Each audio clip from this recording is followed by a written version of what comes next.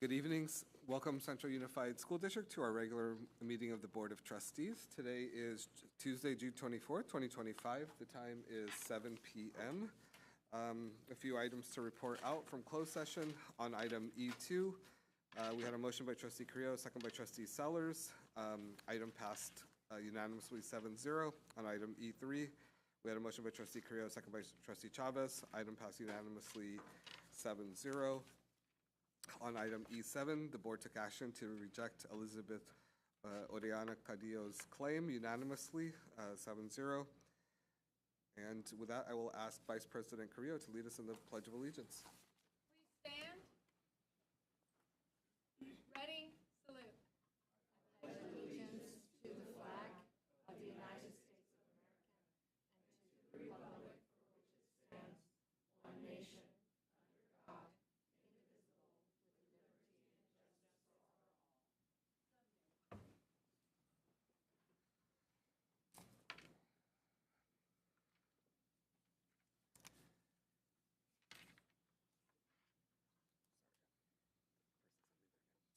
And with that, may I ask Patricia Santiago to join us and share with us our community engagement information. Thank you for joining us.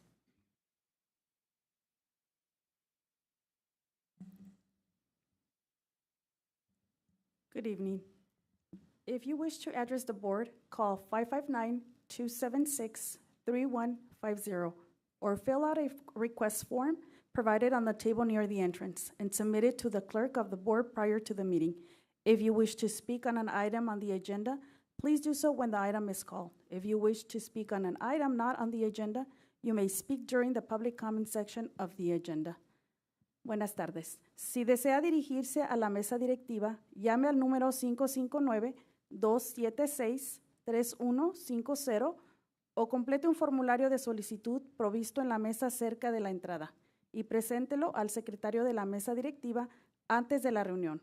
Se permitirán comentarios públicos relacionados con los temas de la agenda cuando se llame el tema. Los comentarios públicos sobre un tema que no está en la agenda se permitirán durante la sección de comentarios públicos de la agenda. Gracias. Next, we invite Manjinder Sekhon to also share with us our community engagement information. ਸਤਿ ਸ਼੍ਰੀ ਅਕਾਲ। ਜੇਕਰ ਤੁਸੀਂ board ਨੂੰ ਸੰਬੋਧਿਤ ਕਰਨਾ ਚਾਹੁੰਦੇ ਹੋ ਤਾਂ 559-276-3150 ਤੇ ਕਾਲ ਕਰੋ ਜਾਂ ਐਂਟਰੀ ਦਰਵਾਜ਼ੇ ਦੇ ਨੇੜੇ ਟੇਬਲ ਤੇ ਦਿੱਤੇ ਗਏ ਇੱਕ ਬੇਨਤੀ ਫਾਰਮ ਨੂੰ ਭਰੋ ਅਤੇ ਮੀਟਿੰਗ ਤੋਂ ਪਹਿਲਾਂ ਇਸ ਨੂੰ ਬੋਰਡ ਦੇ ਕਲਰਕ ਕੋਲ ਜਮ੍ਹਾਂ ਕਰੋ।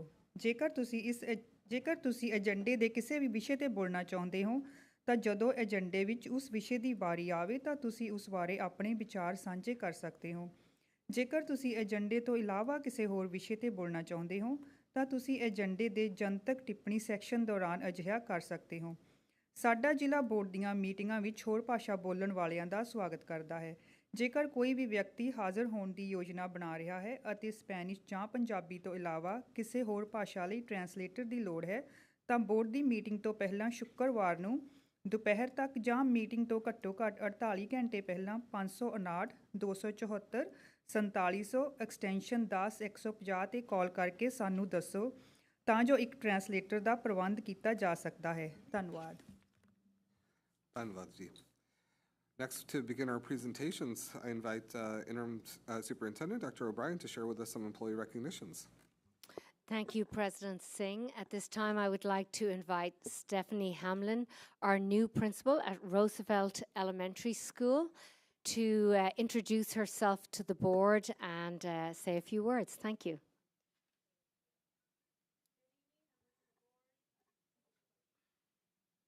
Thank you. Thank you. Good evening, members of the board, Superintendent O'Brien, Superintendent Marshall, and the Central Unified community. I'm Stephanie Hamblin, and I'm deeply honored to be stepping into the role of principal at Roosevelt Elementary. This is more than just a professional opportunity for me. It's a personal one as well. My daughter attends Roosevelt Elementary. My family and I have called this area home for over 10 years now, and I myself had the privilege of going to a small country school that my mom was also the staff member on, so I know how very special and important both of those things can be. As both a parent and an educator, I already feel a strong connection and sense of belonging to this site and this district, and I am now thrilled to serve this community. Throughout my 14 years in education, I've always been guided by the belief that schools thrive when they focus on the whole child, academically, socially, and emotionally. And what drew me to Central Unified and Roosevelt in particular is that clear commitment to this same vision, where equity, connection, and opportunity are at the heart of everything we do. I'm especially excited to support Roosevelt's efforts as a community school and to continue to build on its strong foundation in early literacy and whole child focus. I believe in the power of partnerships with families, staff, and the wider community to create spaces where every child can grow, be seen, be loved, and succeed. Thank you so much, Central Unified and Roosevelt Elementary, for welcoming me. I can't wait to get started. Principal Hamlin, we're going to ask you to come so we can shake your hand and properly welcome you to the team.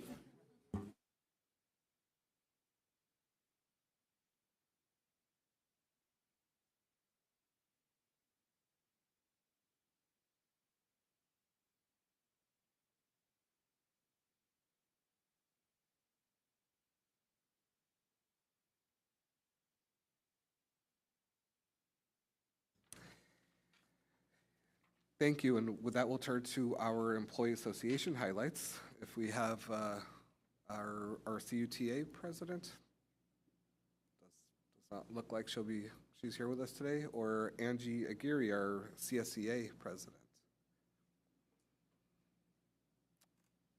Does not look like we have her in attendance as well. So next I'll invite up Director English to share some updates on ethnic studies.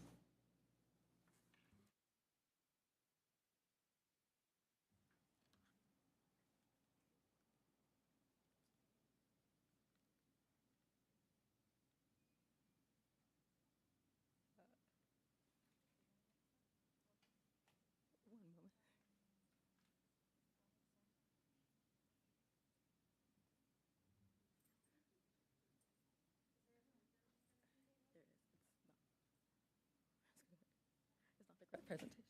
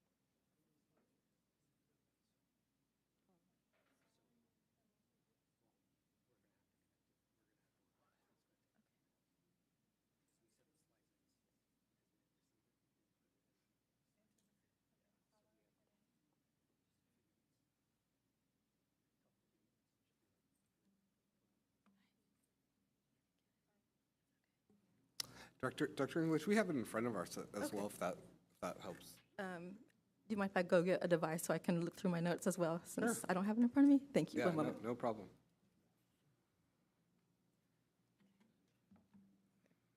Yes. Good evening, President Singh Chan, members of the board, and interim Superintendent Dr. O'Brien.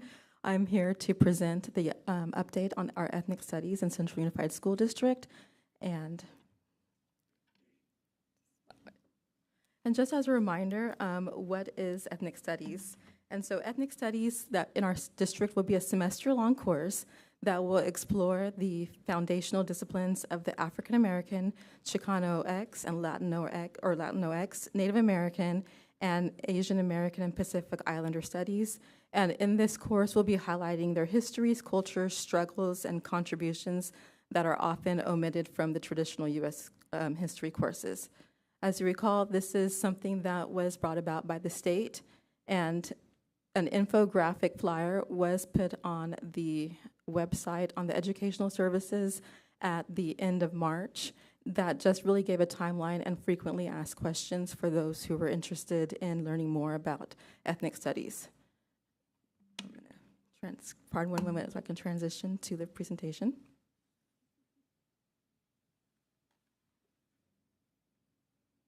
So once again, this is the flyer that was put on the Ed Services website.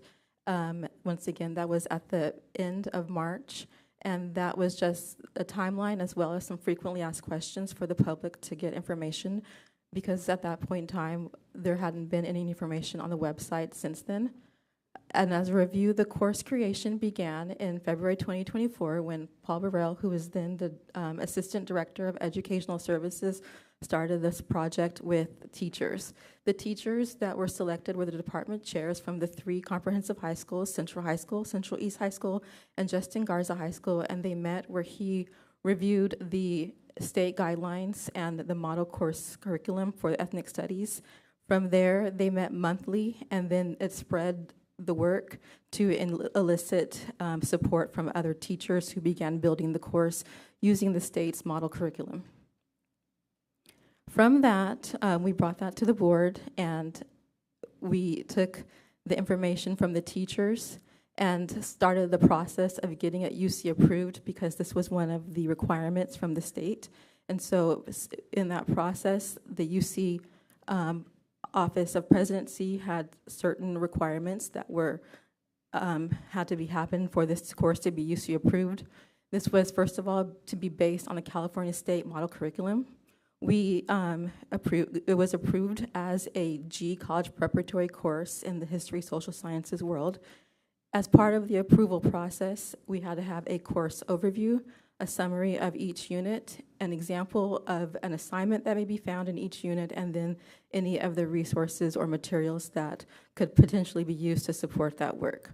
With that, we had, once again, the collaboration from all 3 high schools who were able to provide information that we submitted and then was approved once again on April 30th.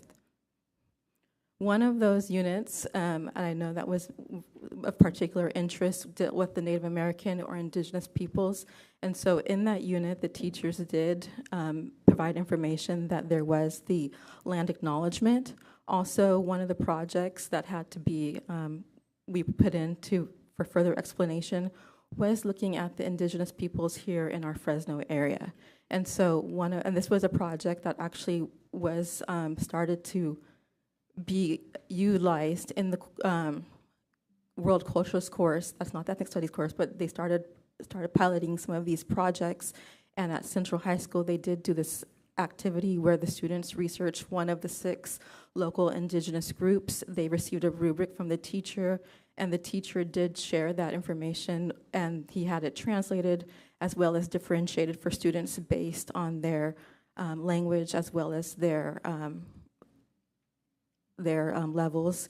And so in that, the students from that research created a structured essay, which was part of the required guidelines for UC in order for approval, because they do want to see that students are writing in a way that is appropriate as a college preparatory course. Of particular interest was who was teaching these classes. So at that time prior, we were not able to identify which teachers based on the enrollment. However, we did, the master schedules for all 3 comprehensive high schools are now built. And so the teachers within the departments worked and found out who was interested in teaching this course for the 25-26 school year. And then they were able to work on this with their PLCs. At Central High School, 4 teachers will be teaching the course. At Central East, 3 teachers, and at Justin Garza, also 3 teachers. For not on this slide, but because this will be a state requirement, we know that there are students who are attending non-traditional high schools in our district, and so that course is also available for them through the Edgenuity. I was able myself to look at the course and work with the team to make sure that it aligned properly and that it would give students the appropriate rigor that they could use to obtain their credits necessary for graduation. We know that in this course, in California, there is no necessarily like textbook that says ethnic studies, because in part of the guidelines, they want to make sure that it is true and representative for the different ethnicities that are in each region. We know that teachers need support, so our supervisor of library services in our district is working with the teacher librarians and has already started the process at the 3 comprehensive high schools, giving them the information that the course outlined and what was submitted to the UC so that they can help support the teachers. And so some of the things that are being done are creating the online research database that actually was provided by the state and as part of the model curriculum. We also have some streaming resources that are provided here, as well as literature circles that are going to be used for the in-depth studies of the ethnicities that our students can gain access to. We are planning on having a professional learning for those 10 teachers on August 7th before they actually teach the course. And that's not the only time. I just want to mention that it says that on the screen, but this is an ongoing process. We know that you don't just do professional learning one time. I'm sure you heard from the different presentations that have been provided for us through our Ed Services Department, that this is an ongoing presentation, and then also in that professional learning community work. There are other opportunities, such as conferences sponsored by CTA that teachers can take advantage of, that we can provide them to go and obtain more professional learning in this area. As part of this process, was also getting recommendation from the county. Part of it was to elicit student feedback.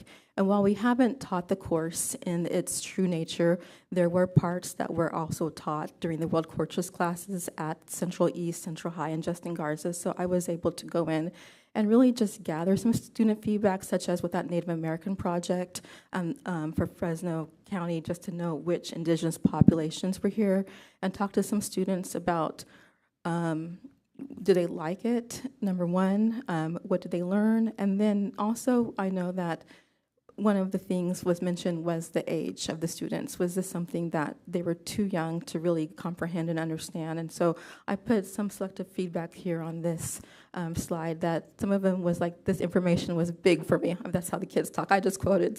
So this information was big. And I think that what that student was mentioning is just talking about how they never really understood about their own ethnicity, and it was big for them knowing that there are pieces that might not be taught in a traditional history course that they can learn about through the class. When I talked about specifically about the age level, one of the, or actually it was a couple of students were like, no, we can get it, because I think they were more concerned from getting along perspective, that there were some differences that they had with other peers, and that if this kind of information could be taught at an earlier age, maybe that would negate some of those controversies and problems that tend to creep up when you are trying to get along with different people.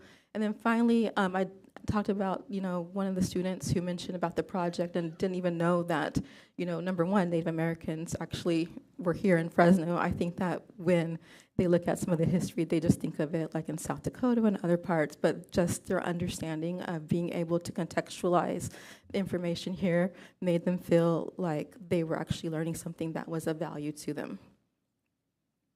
We did host the community night, and this information was sent out on Parent Square in multiple languages being translated. I'd like to thank our communications team for doing that. And although we did promote it through Parent Square, we didn't have the amount of people that I thought we might have, but the people that did come, I did a presentation just to talk about some of the information that's part of, had a hyperlink to the model curriculum, which is 77 pages on the state website, and then gave them some of the examples of what the units were and each kind of activity that the students might be participating in. So we did have a positive understanding. One person whose student was not going to be taking that class, though was already a junior, was actually kind of expressed a little like sadness that they wouldn't be able to take that because they were a parent and a family from a student that was an ethnicity that would have been probably beneficial to that. So we are still looking for feedback, and we will use that as we move forward. And so that concludes my presentation. I'd be happy to answer any questions.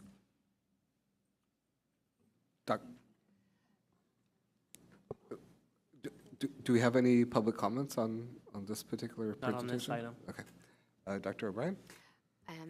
Thank you, President Singh. Yes, myself and Director English were talking about the fact that whether it was the night that was in question or a lot of other things going on at the time, we did not have, what we would consider an adequate number of people to provide us with community feedback. And so one of the things that we're looking at doing now is to put an opportunity on our website for our parents to be able to submit information. We'll put a hyperlink to the curriculum, and we'll promote that through Parent Square so that, we can get the word out there to our community who might not be able to come to the district office to a meeting. And then we can also promote having Director English available during sometimes over the summer to be able to answer any questions that our community might have about the course. Thank you. Trustee Chavez?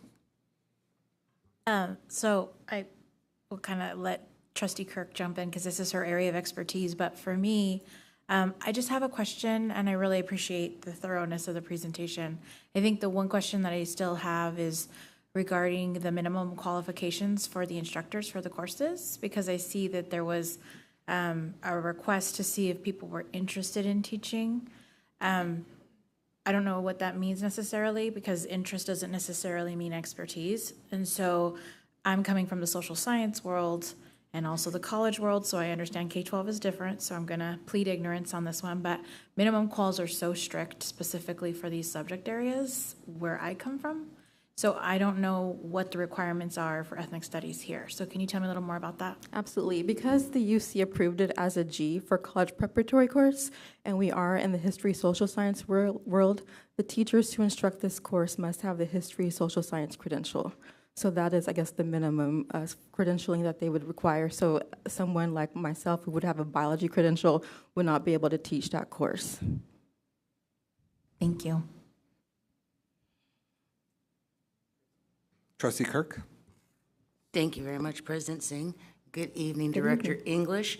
I had some questions and then you answered them. So my first question was about the offerings at alternative sites. So I'm very glad to hear that our students at our alternative sites will have the opportunity for this, also for credit recovery, if you are someone who misses this. So thank you. That is two of my questions. My third was around professional development, which you addressed. I do want to keep my eye on support for those teachers throughout the year. And the coming years as the class grows. So here are my two questions that are left. This will be a fall class offering? No, this will actually be fall and spring. Fall and spring, The students, since it's a one semester, the students who are taking that class in the fall would migrate to health in the spring, and the students who are taking health in the fall would then migrate to ethnic studies in the spring. Thank you. Awesome. That is wonderful. And then my last question comes from the feedback from the students and your context for for that feedback. So is there an interest or an idea of perhaps developing a second course that a junior or senior could take as an elective in those extra credits that is a more comprehensive year-long class? That's a good question. I didn't actually ask that, so that will be something I can ask, and especially I know that with some of our other courses that have been developed, like the African American Literature course. Yes, and something things. like right. courses along those lines that so could be developed for absolutely. upperclassmen. Yes. Awesome. That answers all of my questions. Thank you very much. Thank you. Trustee Kerfan and then Trustee Korea. Thank you, President Singh. Director English, thank you for your work on this. This is going to be a big boon to the education of our students. My first question is, as it makes passes the G requirement for colleges in California, isn't the G requiring a year of elective credit? Not necessarily for the course. As far as the A through G requirement, you do have to have a certain amount for graduation, and then so this course would fulfill that part of that component that students could apply to as they are moving to apply for colleges. Okay, so they don't need the whole year. No, they do for not. Colleges need the semester. No. Okay, great. Thank you. Trustee Korea. Thank you. Most of my questions have also been answered, so thank you. One comment I just want to pose is, as we we're talking about getting additional feedback from parents. We're also going to have a student trustee, but I hope that and I would empower you all to also receive and request feedback from our students, because they're ultimately the ones that are receiving this education, this instruction. I would also echo what my colleagues have already shared, both Trustee Kirk and Trustee Chavez, to make sure that our principals are providing and our area administrators are providing the necessary support, and that our teachers who have I understand, unlike our community colleges, the basic requirement is a social studies credential. But I think it's making sure that these teachers are prepared and understand the sensitivity of the material that they're providing, that we continue to support them, and that we're not afraid to step in and provide them additional support where necessary. And I just want to empower all of our students who are going to be taking these courses to speak up and advocate for their own interest as well, and to ensure that we're providing them the best education, and that we are in fact providing the curriculum that the law is intending and the purpose of developing this requirement in the first place. So thank you. Thank you, absolutely. And part of that professional learning will be on that cultural responsiveness to make sure that the teachers are able to handle these sensitive topics. And that's a passion of mine as well, like Trustee Kirk. So I'm excited to do that work. Thank you. For us. Trustee Kerfan? Thank you, President Singh. One additional comment. While I'm very interested in the idea of having this as a year-long elective as well for upperclassmen. My thought is that as we create more opportunities for students with this elective or others, such as African American literature or other great or theater or other electives that meet these A through G requirements, we're going to have students start to feel the pressure of that 6-block schedule and start getting more FOMO, fear of missing out. So it may behoove us in the future, as we create more opportunities for students, to maybe reconsider and take a look at our block schedule. May I just, I'm not here to talk about the schedule, but just as we progress through the course, I do understand that we will be offering this course in summer school as well, so for original credit eventually, so that students can open up a schedule in their school year. So. And Director English, just so I understand, so obviously as you shared, we have not implemented the full course yet. We've sort of introduced some of the elements of it in world geography. And a colleague pointed this out to me,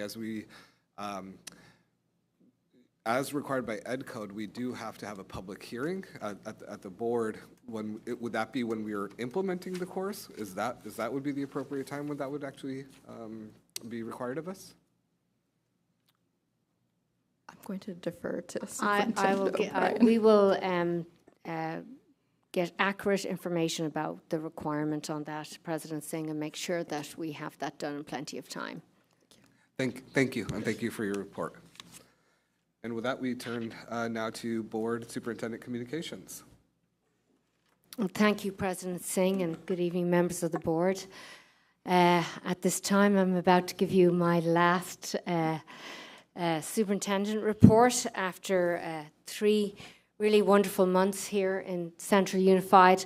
I came in 3 months ago really not knowing what was ahead of me, and it truly has been a gift to be here, to get to know you all. I've learned so much from the board, from our team. We have an amazing team out there.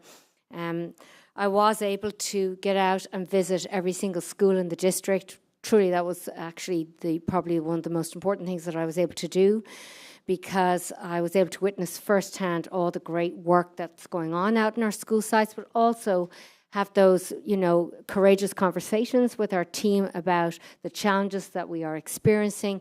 And it definitely informs us here at the district office about, decisions that we're making and things that we're bringing to you as a governing board. So I want to thank you for putting your trust in me and for asking me to be here. It really has been a great honour. So with that, I have 2 main things I want to talk about this evening. The first, I want to give you some updates about some of our seniors. I just want to mention that we have nearly 70 of our 12th graders enrolled. What they do is they have been enrolled in special education classes. They completed a dual enrollment course called Transition to College course. And so they completed a total of 18 lessons. The students were able to get priority enrollment. They engaged in 7 college visits, and they got assigned to their counsellors in advance, which of course is a great advantage for our students. So we would really like to extend a debt of gratitude to Mr. Rodney Fontes for leading this program, along with the workability program, which I think everybody knows is a great program for our students with disabilities. We would also like to thank Mrs. Crystal Yim at Central East for teaching the dual enrollment course for our students. This program allows our students to feel comfortable in joining the Fresno City College community coming this fall. And additionally, we'd like to recognise that a total of 13 students from our special education programs enrolled in workability courses completed the workability program, which led them to obtain a job. And thank you, Mr. Fontes, and happy retirement, because he is actually retiring from us this year. And then also something that Trustee Carrillo had prompted us to think about was the Chicano Latino Youth Leadership Project. So I wanted to report back that students enrolled at Justin Garza Central and Central East High Schools had the opportunity to apply to attend the Chicano Latino Youth Project in either Sacramento or Fresno State University. The primary purpose of this project was to prepare students to participate in California's economic, social, and political development. And CLYLP is guided by the overall theme, California's Future Leaders, and the programs emphasize the importance of the 4 C's: culture, community, college, and careers. So we're proud to announce that 9 students out of that 20 that applied were able to be accepted.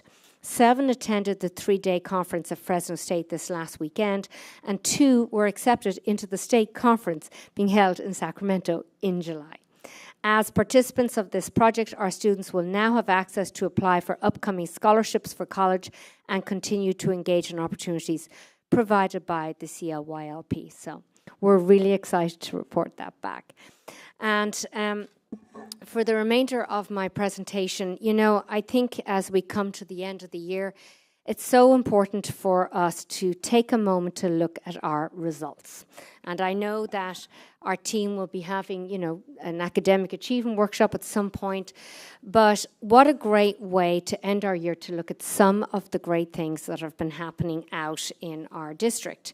And as you've heard me say before, what I'll say is that reading at an early age, the literacy for our students in grades TK through 3rd grade is very critical. I personally believe, and I think many of my team believe, that if our students are not reading by 3rd grade, it's like they play catch-up for the rest of their educational career.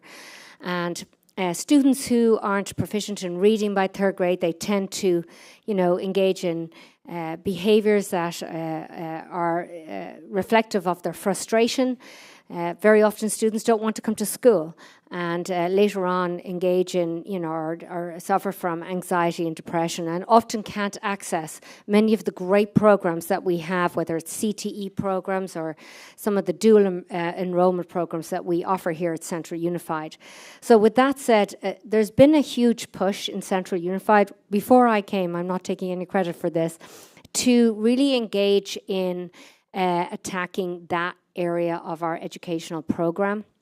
And so about 3 years ago, Central Unified embarked on a journey of training our primary teachers in the letters program. It's essentially the back to basics phonics approach, as many of us would know it by.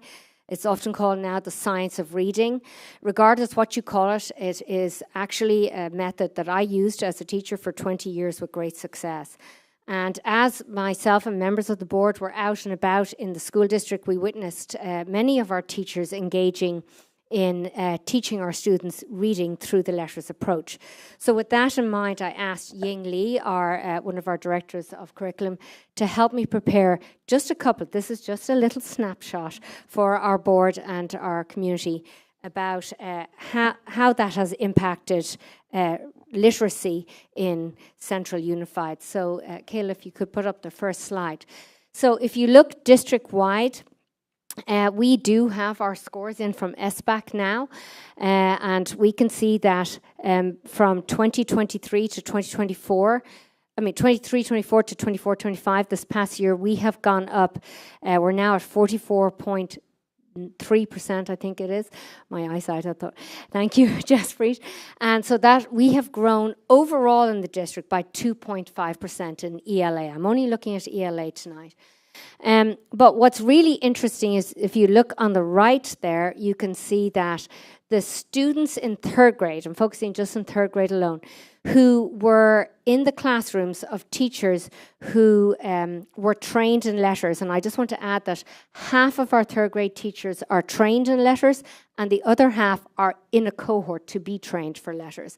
So you can see that now this is not apples to apples because they're two different groups of kids. I just want to be careful to say that. But last year's cohort of students who were in letters training were at 27% proficiency. This year it's gone up to 44%. It's been a growth of 17%. I just want to say I've been looking at data for a long time. That is unprecedented growth. That's significant. You can see also below, it's probably not as clear to you from here, but we often look at the distance from the standard. So in 23-24, our third graders were about 55 points from the standard, but they've gone up to only being 19 points from the standard. So we look at data in a number of ways. And Kayla, if you could go on to the next slide. I want to show that you can see that when you look at all our different cohorts, 3, 4, 5, 6, 7, 8, and 11, the growth in our third graders is, much higher than the rest of our grade levels. So, for example, third grade has grown from the prior year 8.1%, but all of our other grade levels are significantly lower. Also, if you look on the right, and when we're talking about standards not met, one of the things we like to look at is how are we closing the achievement gap? How are we reducing the number of students who are not meeting standard, and you can see that in third grade that it's a significantly greater number of students who are coming out of the not met category. And then obviously, third grade, we look at that because that's for the first time that we actually test our students on the state metrics. But, of course, it behooves us to look at the other grades prior to third grade because that, too, tells a story. And if Kayla will go on to the next slide. We took a little look at first through third grade. And this is what we call our iReady data, which is one of the other metrics that we use. We have several metrics. But if you can see there that the students from 23-24 to 24-25 at on or above grade level has increased overall in Central Unified by 3.52%. But when you extrapolate from that and look at all our students in grades first, second, and third grade who are in the classrooms of teachers who are trained in letters, you can see that in actual fact, they went up by 7.6%. It seemed to me on every metric that I discussed with Ying Li, our students who are in the classrooms of letters trained teachers scored at double the rate of others. If you look down below, you can see that the students in the non-letters classes went up by only 1.4%. So one more metric I wanted to mention was, or item I wanted to mention, is that we have in TK, we have 86% of our teachers either trained or in the middle of their training. It's a 2-year training.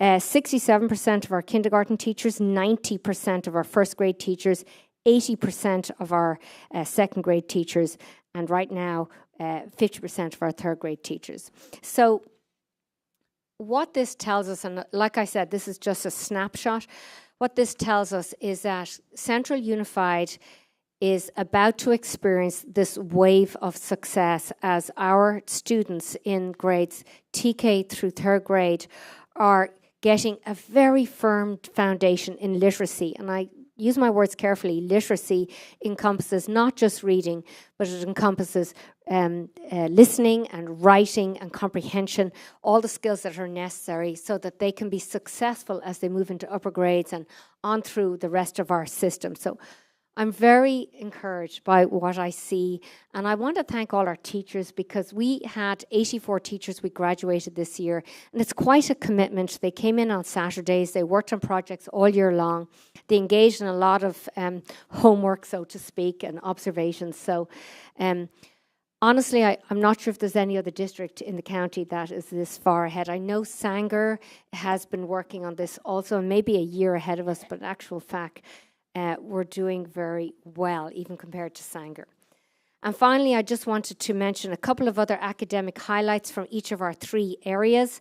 The Central High area, I wanted to mention that our Pershing Pathway students were the academic decathlon champions for Division 4.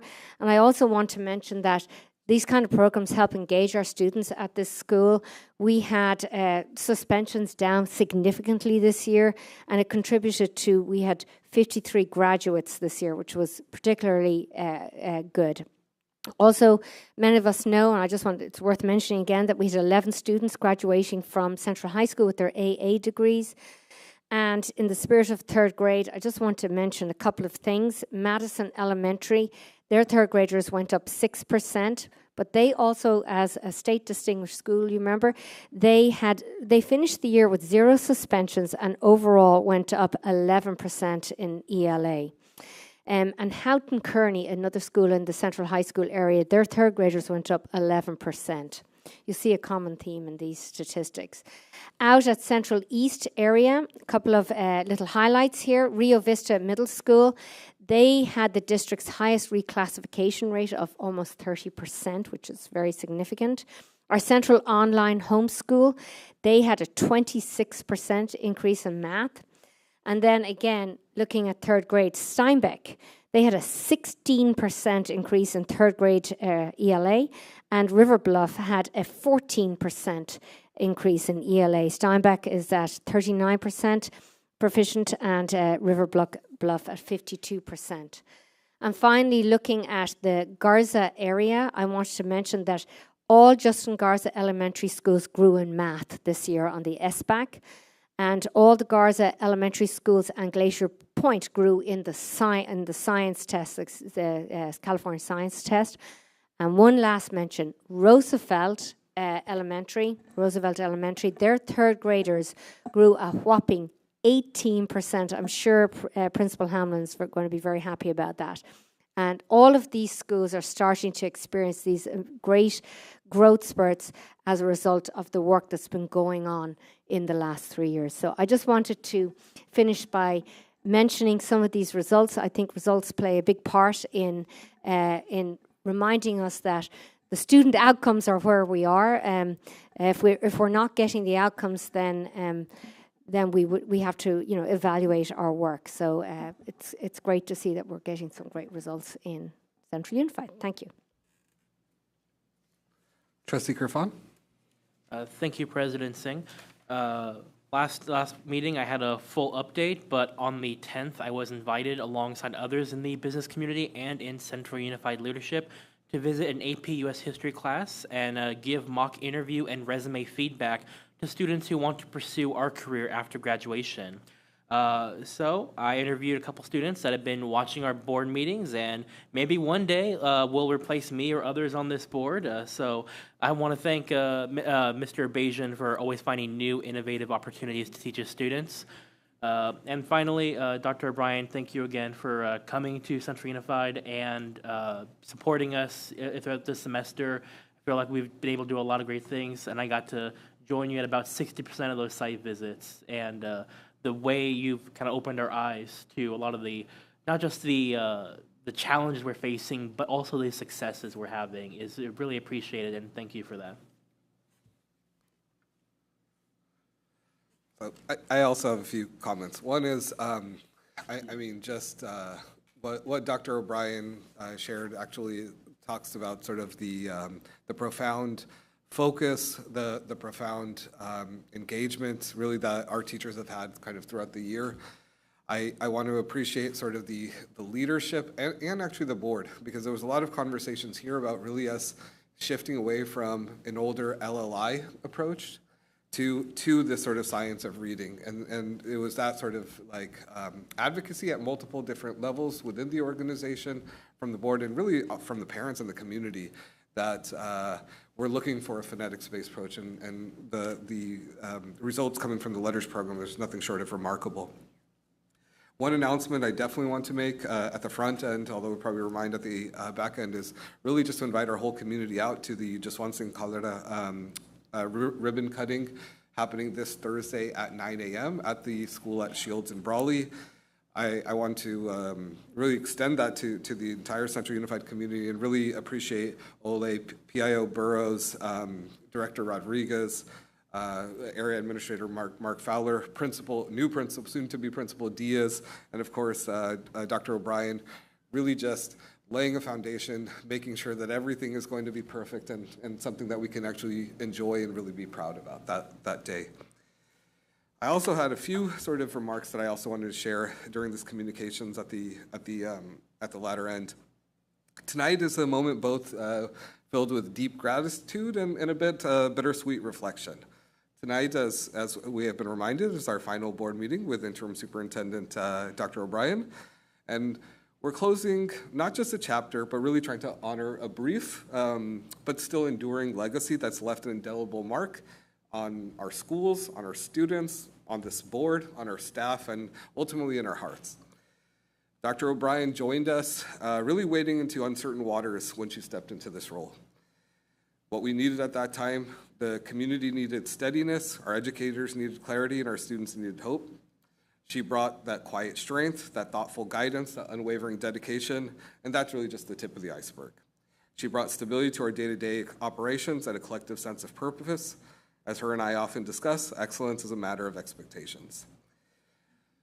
This board, we always have believed, and she echoed that, we have a duty and a sacred responsibility for every single child that walks through our doors. We are an emboldened community. She's helped us vision what is possible when collaboration is real, when accountability is shared, and a focus on students is unified. We're going to miss your wisdom, your presence, and your dedication. And as she passes the baton to Dr. Marshall, who we eagerly await, we want to thank you for anchoring us. We want to thank you for supporting us. And ultimately, we want to thank you for believing in us. And so with full hearts, we, as president, and I think I speak for the entire board, really want to thank you for your service.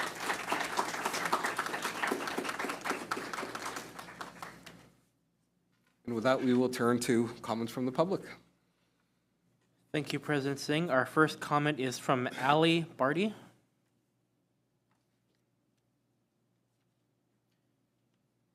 And you'll have 3 minutes. Make sure you press the button to speak.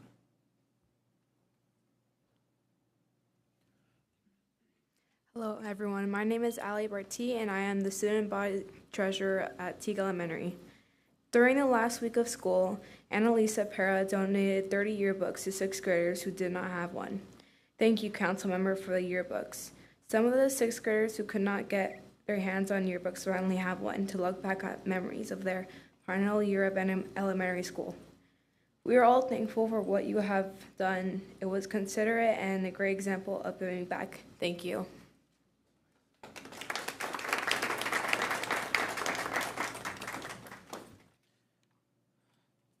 Thank you, Ms. Barty, and thank you, Councilmember Perea. Believe that is all the comments we have on our consent agenda. Or other comments from the public. We're going to move to our consent agenda. Right. So we are going to remove item L6 for further deliberation.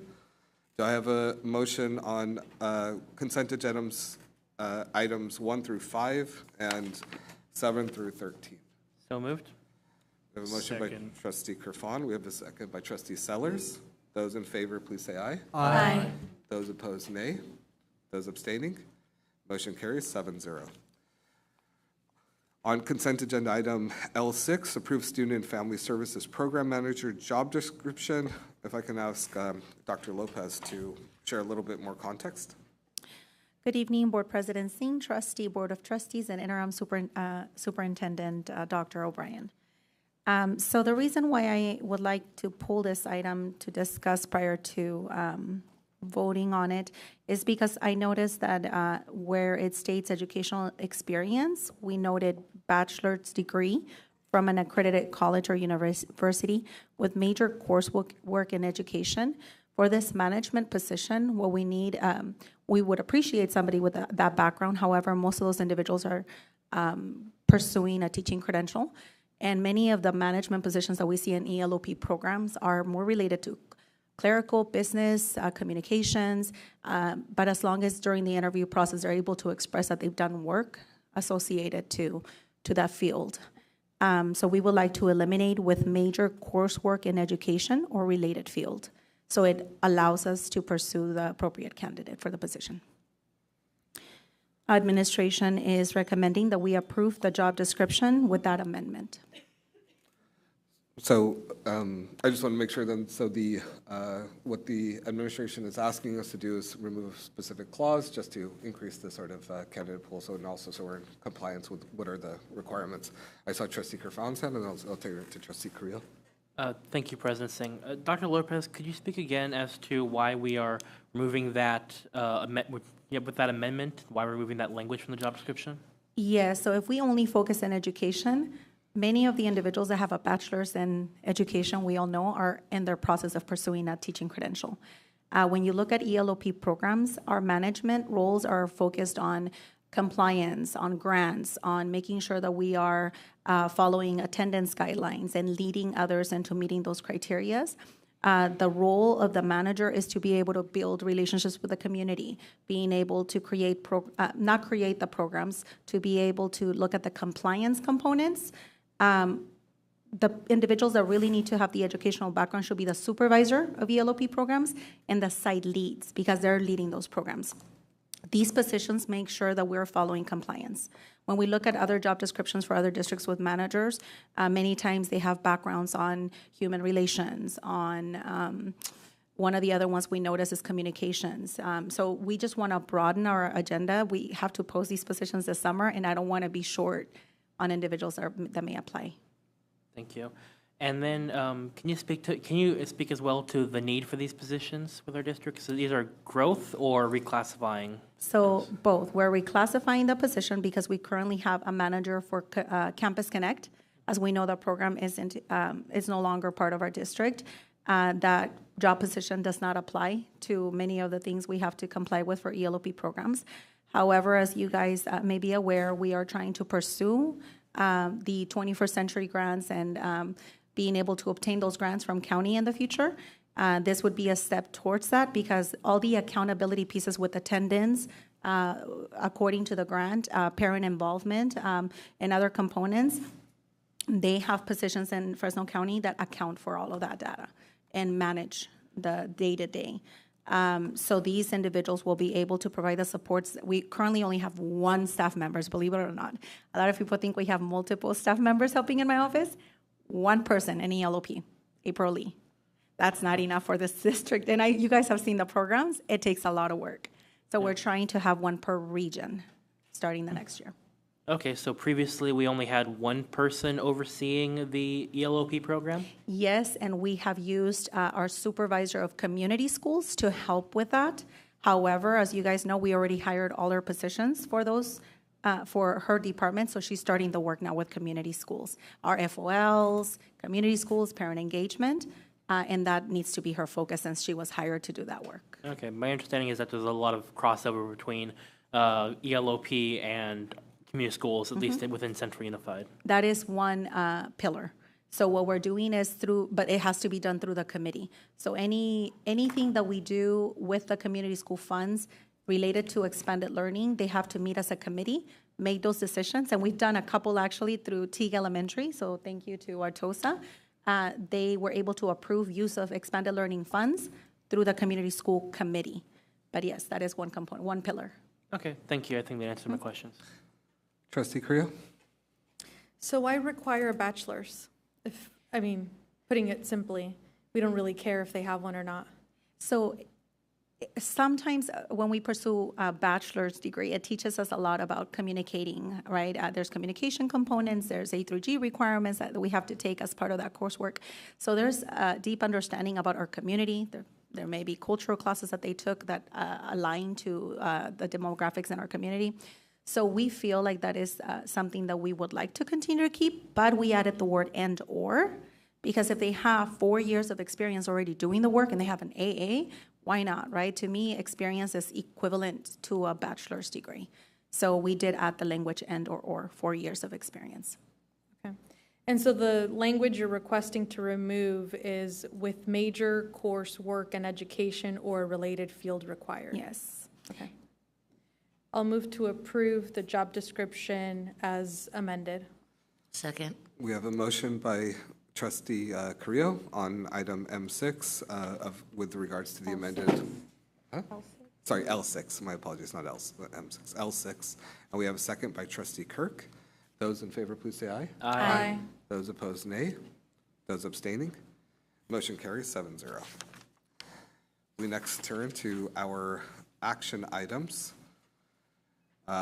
We first begin with our student discipline cases. Do I have a motion? So moved. Second. We have a motion by Trustee Kerfan. We have a second by Trustee Sidhu. Those in favor, please say aye. Aye. Those opposed, nay. Those abstaining, motion carries 7-0.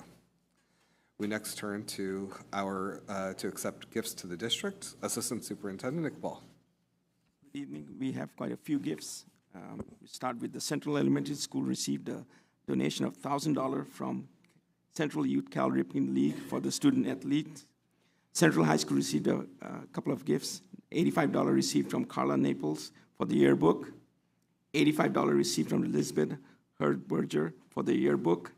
$100 received from Russell and Charlene Gunland for the FFA scholarship. $50 received from the Marian Bros for the FFA scholarship account. $85 from Samantha Sherrill for the yearbook.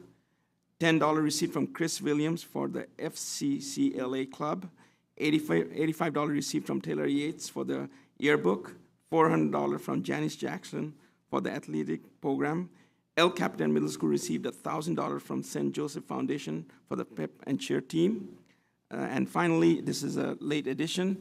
Teague Elementary received 85-year book valued at $1,200 from Fresno City Council member Ms. Annalisa Perez's office. Administration is recommending the board accept gifts to the district. Thank you, Assistant Superintendent Iqbal. Trustee Kerfan.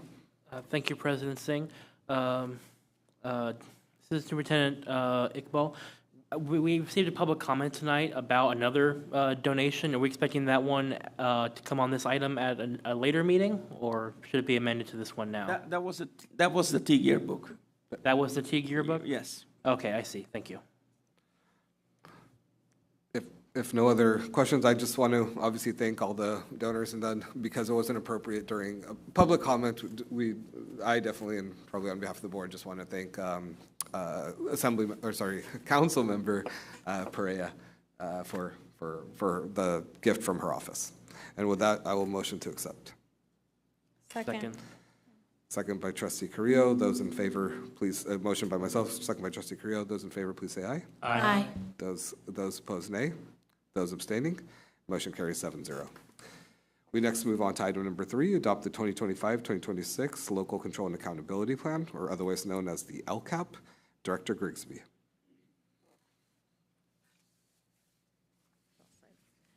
Good evening. I think I have a PowerPoint. Click, just click.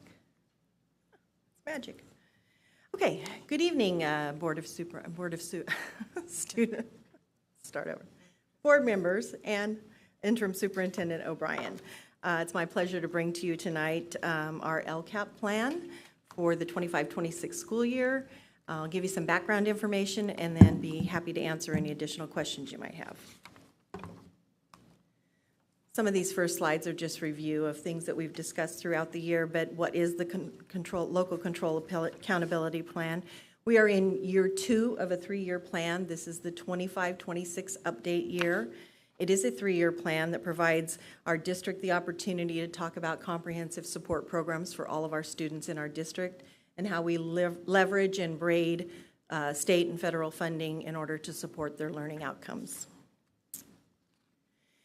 The plan itself is broken into about 3 components. You'll see the budget portion at the beginning that's a summary of the more in-depth budget figures you're going to see from Mr. Iqbal later. Then the summary documents that update our reflections, gives an overview of our district, reflections on our challenges and also our successes. And then the third part talks about the goals and actions of the actual implementation of the strategies that'll support student learning, student wellness, and outcomes for our district.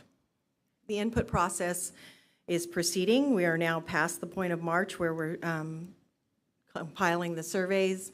We've done the draft process, we've done the public hearing, and we're now entering into the final technical edits, as we call it, with Fresno County Office of Ed, where they're giving us input on technical language, adjustments, where they want to see them, and then also input on the final budget approval process that goes hand in hand with our budget approval. We have added an equity multiplier school this year. If you'll remember, those first debuted last year. These are schools that qualify for additional supplemental funding from the state of California. It's based on their non-stability rate and low income percentage at the school site. So added to our previous 4 equity multiplier schools, you'll now see Madison Elementary there, and so they have added a goal to our LCAP. That goal will be echoed in their school plan for student achievement that you'll see in August when we return, so that they'll have a board-approved plan when they start their school year. This is a summary. I apologize for the small font, but this is a summary of the overview of our overarching trends that we saw as far as community partner input throughout the engagement process. We heard loud and clear that our community partners did not particularly enjoy the survey techniques that we were using through Thought Exchange. And so we have gone to another vendor that they seem to really like. It's called Parsec. And Parsec is a survey tool that simplifies feedback for the educational partners. It's a live link that goes to them. It's open-ended questions, and it kind of allows us to tailor the question to the audience that we're intending to solicit information from. The good news is it does automatic translations on the fly and converts it back to a language that the staff here at the district office can utilize and work into reports. It also allows for a video or just an audio function. So if the kid or the parent doesn't want to type something in, or they can use their phone, or they can just video chat themselves, which the kids really seem to enjoy. So they can do any of those things. When we engaged with our community partners at like town halls or parent events, we provided iPads for the parents so that if they didn't want to use their phone and just scan the QR code, we already had it as a link on the iPad, already translated and everything, so they could just touch the screen and then they could go in and do their feedback. If they were hesitant about how to use it or whatever, we had a family outreach liaison that was sitting with them that could guide them through the process in a language that they could understand. So one of the requirements, if you'll look in, I think it's around page 20-ish in the plan, you'll see the template that has where we call out as a district, where did all that input land in our plan? And we always tell our community partners, we can do some things, but we cannot do all things. But we want to hear all of those things so that if we do have to pivot or we have alternative means of funding a specific need, we can do that in real time. So when we look at our stakeholder feedback or our community partnering feedback, that's what we're always prioritizing. We're looking at number of mentions. We're tying that to data analysis to see that we're hitting where we can get the most effectiveness for the strategy that we're employing. So you see summaries here. One of the major input areas was parents and community partners wanted to make sure that we were strengthening academic supports, specifically ELA and math. So Dr. O'Brien gave us a great overview of some of the strategies that we've employed as far as literacy. And so there you will find it in the plans in action 1, specifically action 3 and 4 have the multi-tiered systems of support for academics. 5 and 6 talk about professional learning communities and the support of the at-the-elbow instructional coaches.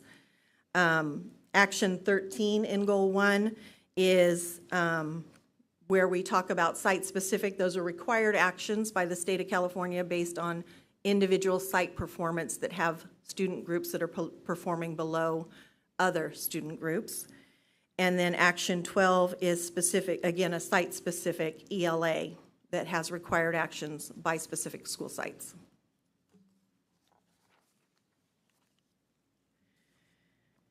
One of the supports that was requested loud and clear was social, emotional, and mental health services. We direct our community's attention to actions 3 and 4 in Goal 2, tiered social emotional support and behavioral supports in Action 6, as well as PBIS intervention and professional development for classroom teachers and administration in Action 5. Safe, inclusive, and positive school environments also came through loud and clear. They want to make sure their kids are happy at school. They want students to be engaged. Students voiced this quite a bit as well. They wanted to make sure that they felt valued by their teachers, that they felt heard, that they were respected by their classmates, and that they had a positive learning experience, and that when they did have an issue, it's not that they didn't expect to have issues, but when they did, they wanted to be heard and have a fair outcome. So we heard that loud and clear. You'll see most of this in Action 2, or excuse me, Goal 2, Action 5 and 6. Again, the PBIS and the supervisors, that's where we fund the behavior intervention support supervisors and the added workers in that area. And then 1.7 specifically, Goal 1, Action 7, funds welcoming school environments, school site activities, multicultural events, and those are funneled down to the school site. So their school site councils, their leadership teams, and their ELACs decide how to use that money. And you'll see that money when their SIPSAs come. So it'll be in their school plan.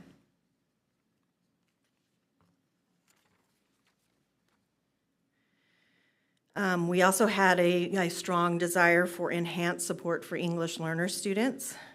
These actions live in Goal 1.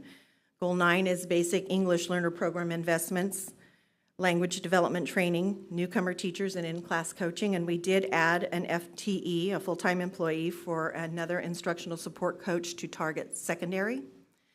And then we also added another full-time newcomer teacher to work with teachers that are onboarding students new to the state or country. You'll see a site-specific action there too on 1.14, and those are elementary school sites, and I think one high school? No, just in Garza, one high school that have been identified on the dashboard as needing additional support. Finally, there was a voice that advocated for needing greater staffing resources and training to support classroom instruction. Again, you see that in 1.6, where we talk about instructional support coaching and culturally relevant teaching for classroom teachers without the elbow coaching. Site allocations are in there, academic support, and then overarching is Goal 2, Action 2, which is investing in appropriately credentialed teachers.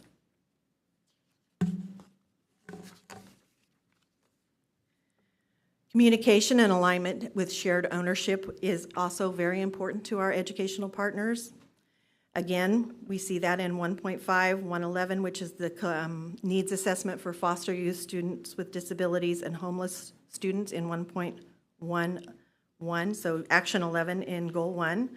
That is differentiated assistance as identified from the state for the district, so that's a district-wide action. We added counseling hours in Action 2, Goal 1, Action 2, and then you'll see the college career indicator supports in Goal 1, Action 8 and 15. As mentioned earlier tonight, literacy training is ongoing. You can see the numbers there for the amount of teachers that have gone through the training, and we have 31 signed up for the fall. That includes the UFLI Foundations training with phonics instruction. Coming up for next year, we are moving towards the ERWC expository reading and writing curriculum for the high school students. That'll occur, the training will occur over the summer, the course will begin in the fall. Reading intervention, professional development, and convene so that they can come together and collaborate on alignment and instruction. Math training is ongoing. This includes the DMTI training and the cognitive CGI training. Students continue to be held to the high standards. The cohorts are continuing with ongoing support from Mr. Chaparian and his team. We have branched that out, not just for general ed teachers, but with English learner teachers and special ed teachers. And then On Track is continuing to help with the improvement and focus those practices so that the continuity continues and aligns with our secondary. Next steps, we're here. We have information public hearing, and we're now at the approval process with the budget. After that, we will submit it to Fresno County Superintendent of Schools on or before June 30th so that we can have a district and county approved plan on or before July 1st. Too far. Questions? Myself and Dr. Lopez are always available. I do have additional information about stakeholder and, or excuse me, community partner.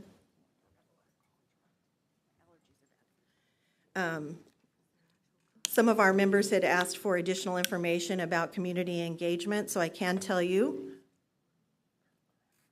that we have ongoing evaluation for LCAP embedded in our yearly annual parent engagement evaluation forms. So that means that every school site council, ELAC, DLAC, and parent advisory committee meeting, there are 3 questions embedded in our electronic evaluation tool that ask them to kind of rate their ongoing evaluation of how well the LCAP actions are serving the needs of their students or their child's classroom teacher.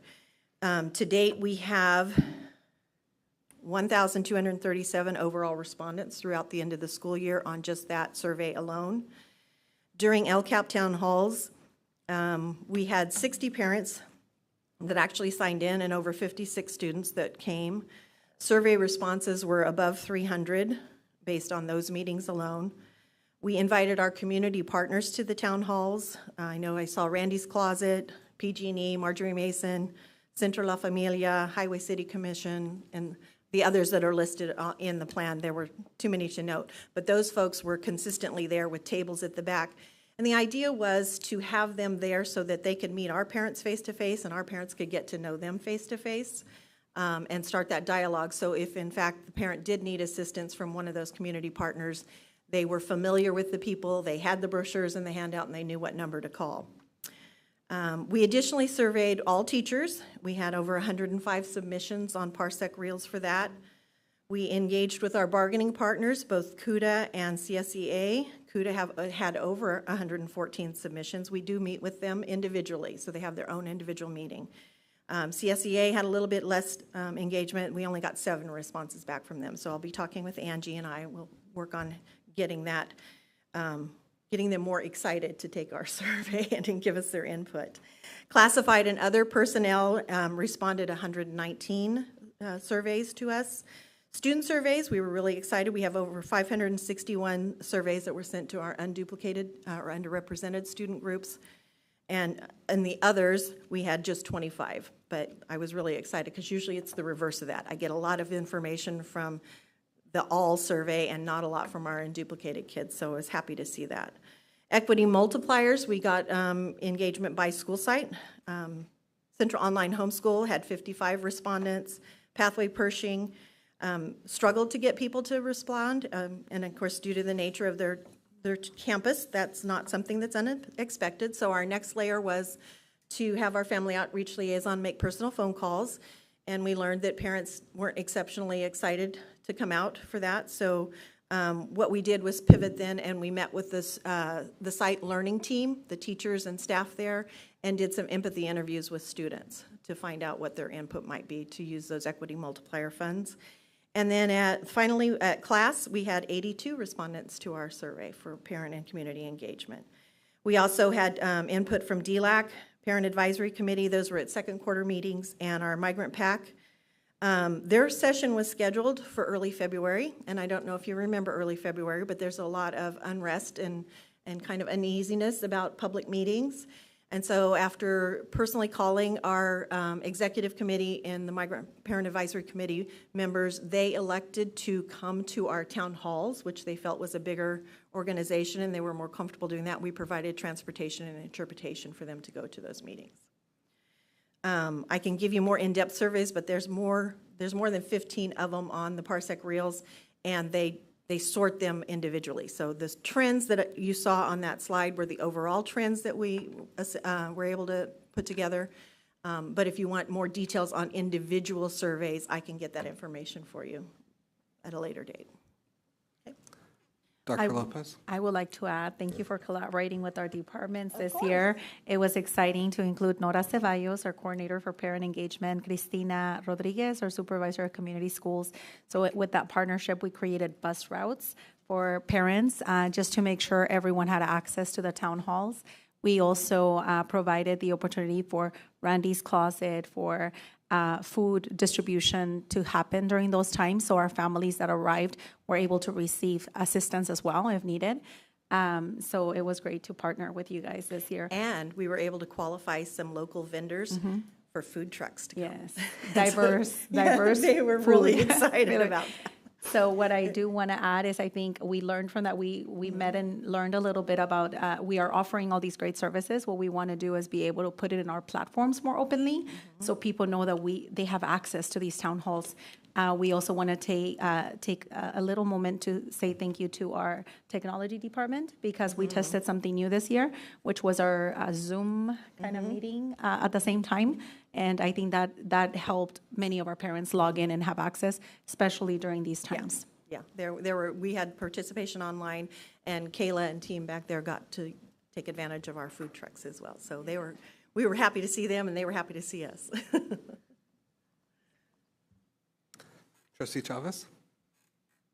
So I was one of the questions today, so thank you for getting that additional information. Okay, so this is my first time, so I'm going to plead naive here. I won't be able to do that for long, but I'm going to continue as a new board member. So I really appreciate the timeframes where you actually got to lay out throughout the year all the benchmarks that you hit and the engagement and all of that. So my questions, I appreciate all the detail that you put there. And I think where I'm maybe confused, so please correct me if I'm missing it. I really appreciated all that detail, but I don't see that captured here. So I think I'm kind of confused as far as in the plan? Yeah. Oh, I used to put it in there all the time. And with the new evolution of the current template, why are you doing that to me? We're not supposed to put the detail in the plan. Okay. We're supposed to just summarize it, the action, the interaction, and then the outcomes as I listed it by site. So you'll see a section in the plan where it says these were our top tier items that resonated with everybody as far as input, and here's where you can find it in the plan. So it's the structure of the template. Yeah. So I see on page 13, that's particularly the matrix that I'm interested in. And what I was curious about, because I can appreciate that, believe me, I've had word counts and matrix and templates to work with. But for me, with the district, especially if we're in the second year of our third year, by the time we get to this next year, and we're going to be approving this again next year, all that detail will be lost on us if it isn't captured. If it's not in writing, it didn't happen, right? So I don't need to know about, I mean, I love all that, about the food trucks and the transportation, all that. That's all wonderful. What I'm looking at is something quantifiable. So for instance, when I'm looking at parents and other educational partners on the matrix where it says process for engagement, September 1st through March 5th, and it says Google Forms survey questions administered, can we put just number of responses received? Can we just add that little bit so we can actually put What page for are you each looking survey? at? I'm sorry. I'm on page 13 of 191. So what I'm looking for is just some specificity around these particular mechanisms that you used for the engagement. And my purpose with that is that when we do find ourselves in year 3 and we're looking back on year 2, because you'll have to recapture 25, 26, we're going to want to see, okay, so we engage this many parents in this way, and we had this many people show up on town halls. So it'll be like a snapshot for us to quickly see, like, okay, you know, we were short with our SELPA. We didn't have as much with our bargaining unit. You know, our parents weren't getting, so that way, year after year, we have something quantifiable and something very quick reference that we can actually see. Does that make sense? Yeah, I see what you're Will saying. that be allowable within the template? I think so, but I will run it by our leads at Fresno County, and I can get back to you. If Because, it's not, yeah. I'll let you know. If For it sure. isn't, I'll put it in. Because I think for us, like, I think we're doing ourselves a disservice by not capturing all of the work that you guys are doing, and like, let's make sure that it's reflected here, because when we find ourselves at this point next year, let's have all of that, you know, archived for us to be able to refer back to, and then we have something to measure, right? So that's really big for me. And I appreciate you being open to doing that. So additionally, I'm curious about our partners. So you named specific partners. And I guess I'm just curious, and maybe this is just a question that I don't know if we could capture here, but those particular relationships with the partners that provided input, I mean, is there something more concrete around like our long-term relationships and how they'll be integrated into our plan? I'm just curious. So just to clarify, I come into this presentation for the parent engagement and support Okay, to the okay. department. So this is under educational services, but I can speak to you about the long-term relationships with the CBOs that we partner with, because that came from our community schools supervisor. So Randy's Closet has an ongoing relationship with our district, and we've actually reached out quite a bit to them for support with some of our families, as well as schools that are in need. We have connections with the food bank. So all these individuals that you saw and different community-based organizations were at different events. It was whoever was able to match their schedule, right? All these organizations currently have a relationship with us. If we need something, we reach out to them. Our FOLs have list of those CBOs that we reach out to. And I believe we were able to increase because last year you only had one. So it was nice to be able to partner with a lot more than one because of the work of community schools. In the past, we usually only had one that regularly showed up, Centro La Familia. We have tried surveying them remotely, like reaching out via email or telephone interviews. Haven't got a lot of really good, rich information. But I think them seeing our families, like the first night, they kind of just sat at their tables and they were a little bit hesitant. By the third time we did it, they were out walking around, they were shaking hands, they knew staff, they were really excited about it. So I'm hoping that'll catch fire word of mouth too, like as they talk to each other and they realize this is a really good opportunity to actually meet families, shake hands, and make connections, so that we always talk about the first time you see a family in need is not the first time you want to meet them. You want to know and already have a relationship with them. And so I think we made some inroads on that, but we're always open and looking for ways to expand. And So, yeah, go ahead. they were not just there to provide feedback. What I liked was they set up a whole booth for the family. So they that's got what to I was see. looking at. So like, when you're talking about relationships, I'm all about us establishing these long-term, strong relationships. Because we can't go to organizations when we need things and need feedback. We need to have, and what I'd like eventually is to have a long-term, and maybe not formalized, it doesn't have to be contractual. We don't need to have things in writing all the time, but we need to have some sort of, again, concrete archive of like, so we can measure year after year, how are we growing in those areas? And I don't really see that here. And I guess So I'm just kind of confused. My department has that. So we Okay. have a list of all the new organizations we were able to partner with this year, which is pretty extensive compared, we started with one. So Central then my Family. question would be, is there a way for us to capture this in the plan before we finalize the draft? So like, is there a way that we could say, for instance, these are the names of the partners and just a little brief, little something about what we're doing with them so we can, again, reference it next year? Specific partners. Again, I will ask, but I've been, it's a push-pull between number of pages and drilling down too much and having, you know, too much information in there versus trying to capture a true snapshot of the work that's ongoing. But Madeline and I will just try and find a way to put that in And if there. it's not possible, okay, so like I want to give you options if it's not possible, because I don't want to be unreasonable. Perhaps what we need to do for us, maybe it's not even necessarily captured just in this plan.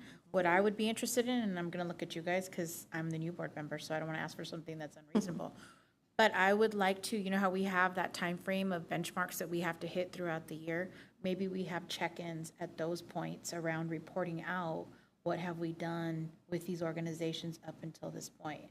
So even if it's not formalized here in writing, that we throughout the year are like saying, okay, every quarter we're doing a check-in. What have we done with Centro La Familia? What have we done with, Highway City? Like, what have we done, right? So I'm glad you brought that up because MTSS workshop that's opening up at the beginning of the year, one of the components, one of the slides is for the community school coordinator or supervisor, which has the list, and all of that will be attached to her slide.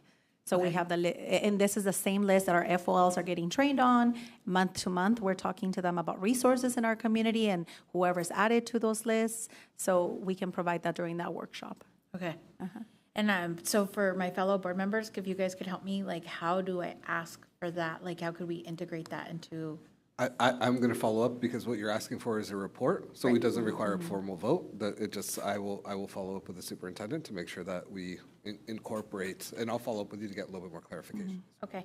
And one last question for me, and I don't know if other people feel this way. I'd like an LCAP training myself personally, because I read it for the first time, and I did it a few times, and I taught myself here. So I really would like to know that I'm understanding it before I am trying to ask questions and make recommendations, because I want to be asking informed questions. So if we could do that at some point, that'd be great. Thank you.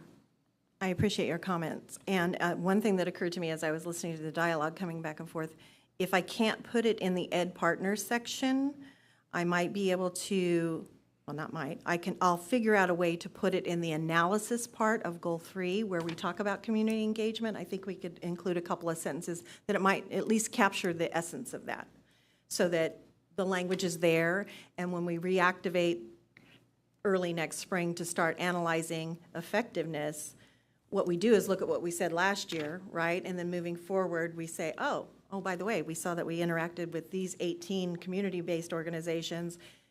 How many are we interacting with now? And I could put that into that evidence of effectiveness, essentially. So is that kind of more what you're asking for, to drill down? Okay, I'll look into that. Thank you. Thank you. I think we have a public comment. Clerk Kerfond. Yes, we do, President Singh. Elizabeth Gamez Luna. And you will have 3 minutes to speak on this item. If you can please come to the front so we can hear you.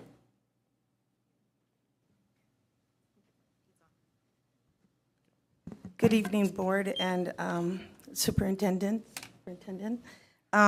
Okay, so I just want to make a really quick comment. I'm a community member, and I just want to say that I'm glad to see that the voice of the parents is there on the LCAP. LCAP is a very important process, and we should be making sure that our parents are being heard, so thank you.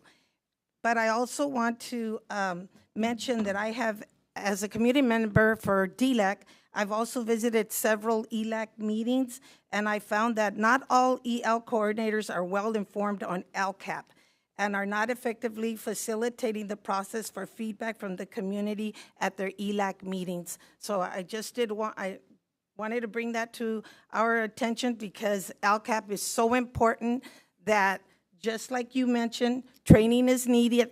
Everyone needs to have it, and everyone needs to be speaking the same language and giving that opportunity for the community and the parents at the meetings to be able to voice their needs. Thank you. Thank you. Thank you, President Singh. That was the only public comment we have, so we can resume board questions. Any other questions? Trustee Sellers, and then Korea. Thank you. Director Grigsby, this question may be more appropriate later when discussing SIPSAs, but outside of the surveys and dashboards, do we have any other metrics or way in how we evaluate our efforts district-wide as well as at each site?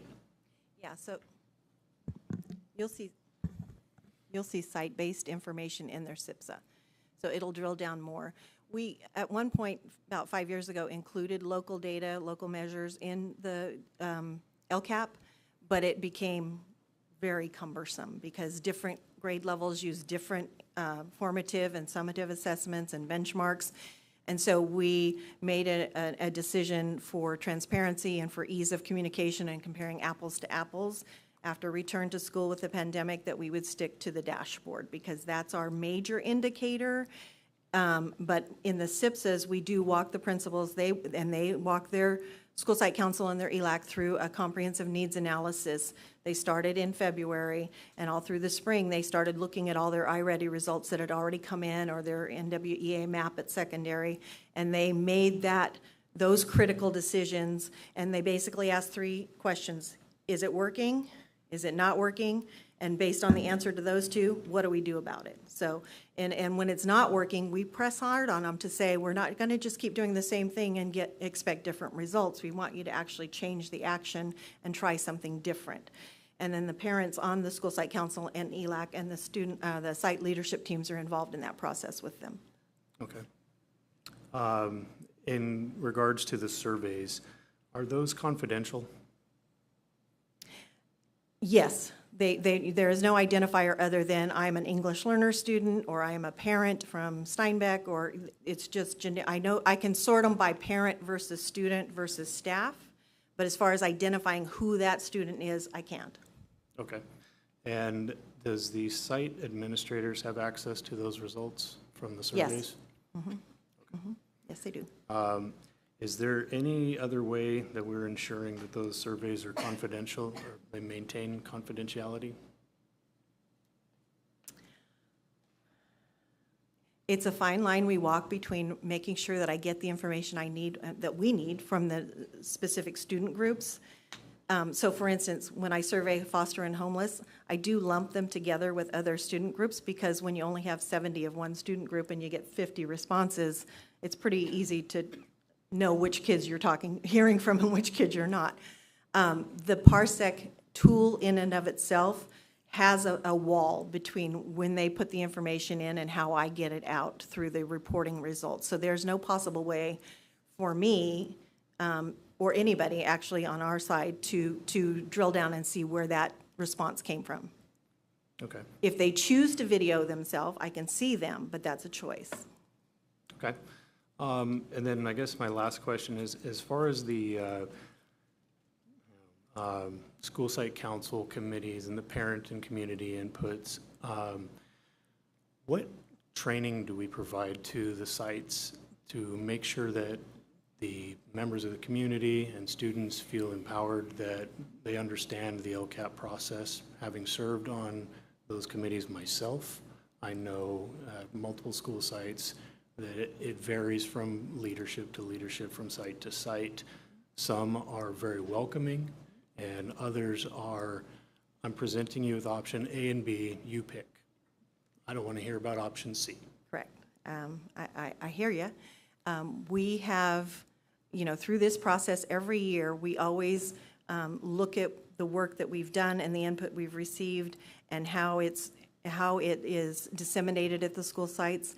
And we've learned a lot of good lessons already this year. Even I've been doing this for 10 years now, and I'm still learning. So what I did notice is that, yes, we have varying levels of expertise and familiarity with the LCAP plan at the site. Breaks my heart, but it's true. And I'm willing to acknowledge that and say, I need to get more in front of principals and be available to answer their questions, so that when they're having that conversation with their school site council, with any parent that walks through their gates or any community member, they have a deep knowledge of what they're talking about. Not just the big pin, sometimes it's like the big strokes because they're busy and they've got this and that, but we're not doing them any service by not having a real deep knowledge of the work that we're doing, because it's a lot.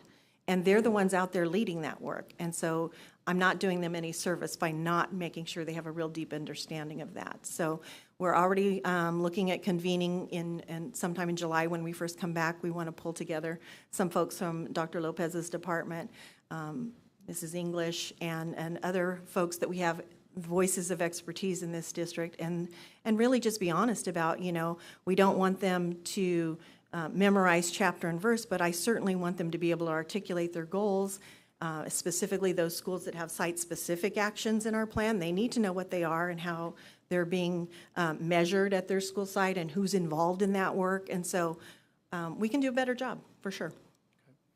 My last question is, have we ever considered encouraging area administrators or other district administrators to attend these meetings?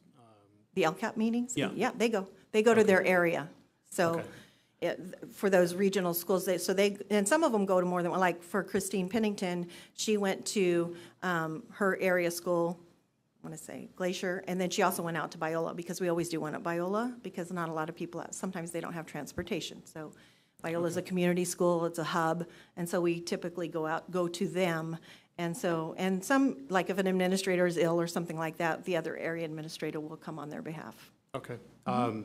In my experience, I've never once seen anyone from the administrative level at any of the meetings or any of the school sites where I was serving. So at the LCAP meetings or schools? LCAP in general. Okay. So fair enough. We could just encourage that to absolutely a process to grow. That's all I have. Thank you. Thank you. I think Dr. Brown was going to give a quick comment, and then I know Trustee Carrillo, you have a question to ask as well. Either way. Trustee Carrillo, you could ask your question first. Yeah, probably more comments. I appreciate both Trustee Sellers and Trustee Chavez's questions, because this is one of the documents that I like the least. And in the 7 years of serving as a trustee, it's not very user-friendly. And one of the things that I would also like to request, and something we can talk about with our new superintendent, is as a district, and whether it's you, Director Grisby, or the administration as a whole, we have to do better in creating environments where our parents and our students feel welcome. Because the one thing, as you all gear up, really as you gear up in bringing this item before the board, the feedback I consistently hear from parents and students is that they're being shut down. And there's a distinction between not being able to afford all the asks and educating our community, and in fact our teachers and our staff as well, as to the services that we're providing. But there's a clear need to provide an overall LCAP education. And so I would like to see a plan that is focused on doing exactly that, which Trustee Sellers and Trustee Chavez were mentioning, that we're providing and educating our parents, not in a way that we're telling them what we want them to tell us and hear from them, but what they have a right to be able to advocate for, and to ensure that we are creating environments where this is a collaborative process. We can sit here and tell you what we think students need, but except for 2, maybe 3 of the people, which I am not one of them, I'm not an educator. I can't tell you what services they need. Our parents know. And so I think it's time to see some change in really making sure that we are empowering our parents, that we are empowering our FOLs to support our parents and our students, and that our area administrators, when they are attending these meetings, that they are also being supportive and not shutting down conversations, because otherwise we're not going to be able to continue to move the needle. And this document as a whole is daunting. I mean, I know I've read it a number of times. I'm glad that other folks are reading it too. But it is extremely unreasonable for us to expect that any of our parents, especially when the supermajority of our parents are Hispanic, Latino, and are monolingual, it's going to be impossible to comprehend. And they're the ones educating our students after the classroom ends. So I would just like to see that. I also support having more of a quarterly report, because this document is daunting, and then we're just told to approve it. It's not very user-friendly. I understand there's a template, you have requirements, and perhaps hearing more about all the information that we're collecting, those partners, the relationships we're building, where else is that information being kept? Because I think it's important to have that institutional knowledge, especially as there's change amongst our board, but our administration, so that we all understand where we started, and hopefully the growth that we've been working towards, and in fact have been effective in providing. So again, no specific questions, just more of an overview and request for us to do better and be better, and have a plan to actually do that. I appreciate that. Thank you.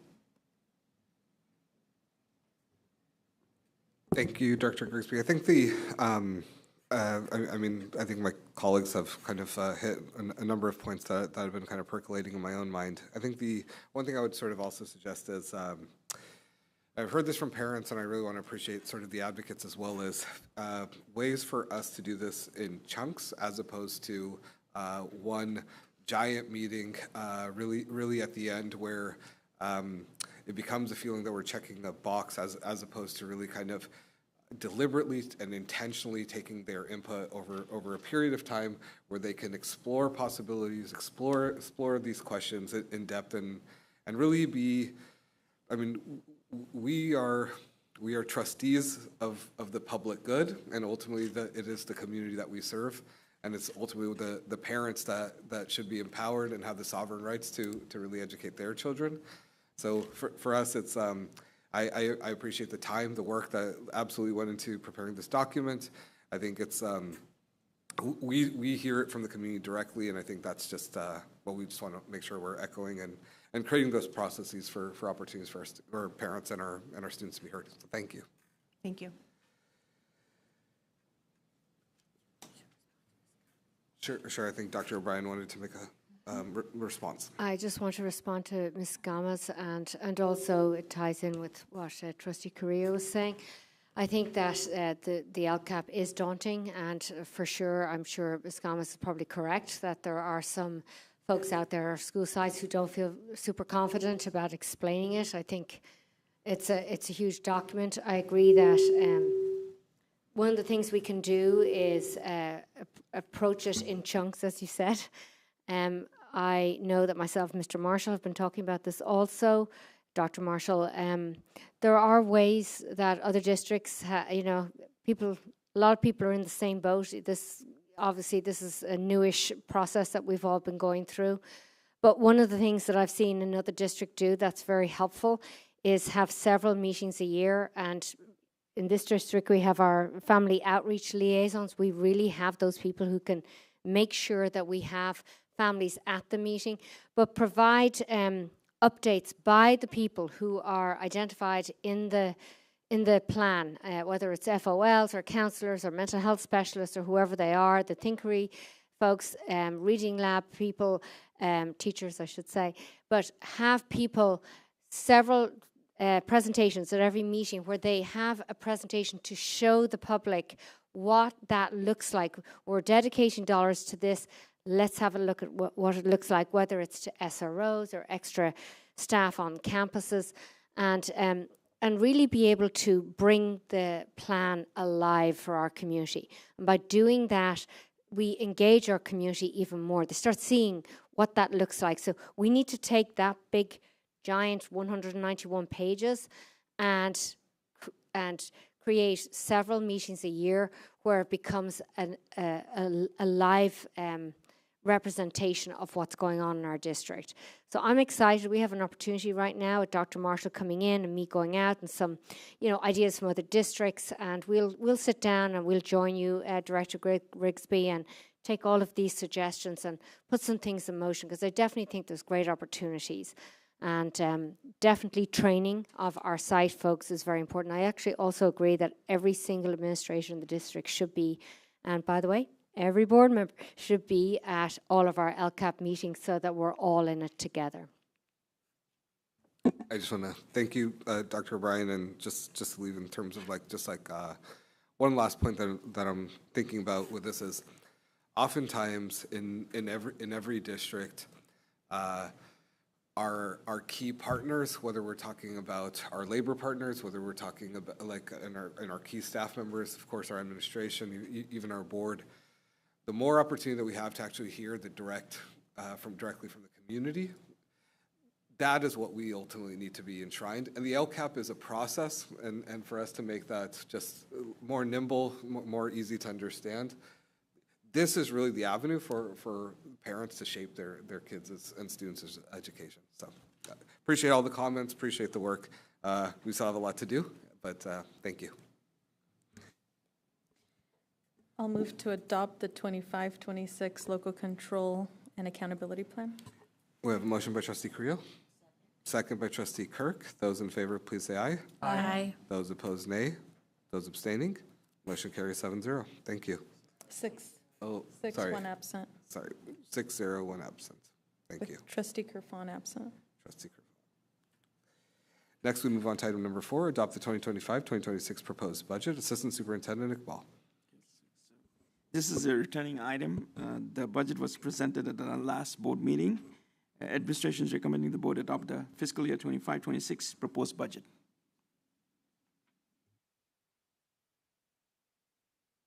Questions or comments from the board? If not, do I have a motion? A motion by Trustee Sidhu. Second. Heard Trustee Sellers first. So, motion by Trustee Sidhu, second by Trustee Sellers. Those in favor, please say aye. Aye. Those opposed, nay. Those abstaining, motion carries 6-0. We move on to item number 5, approve 2025-2026 District Title I Parent Engagement Policy. Director Grigsby.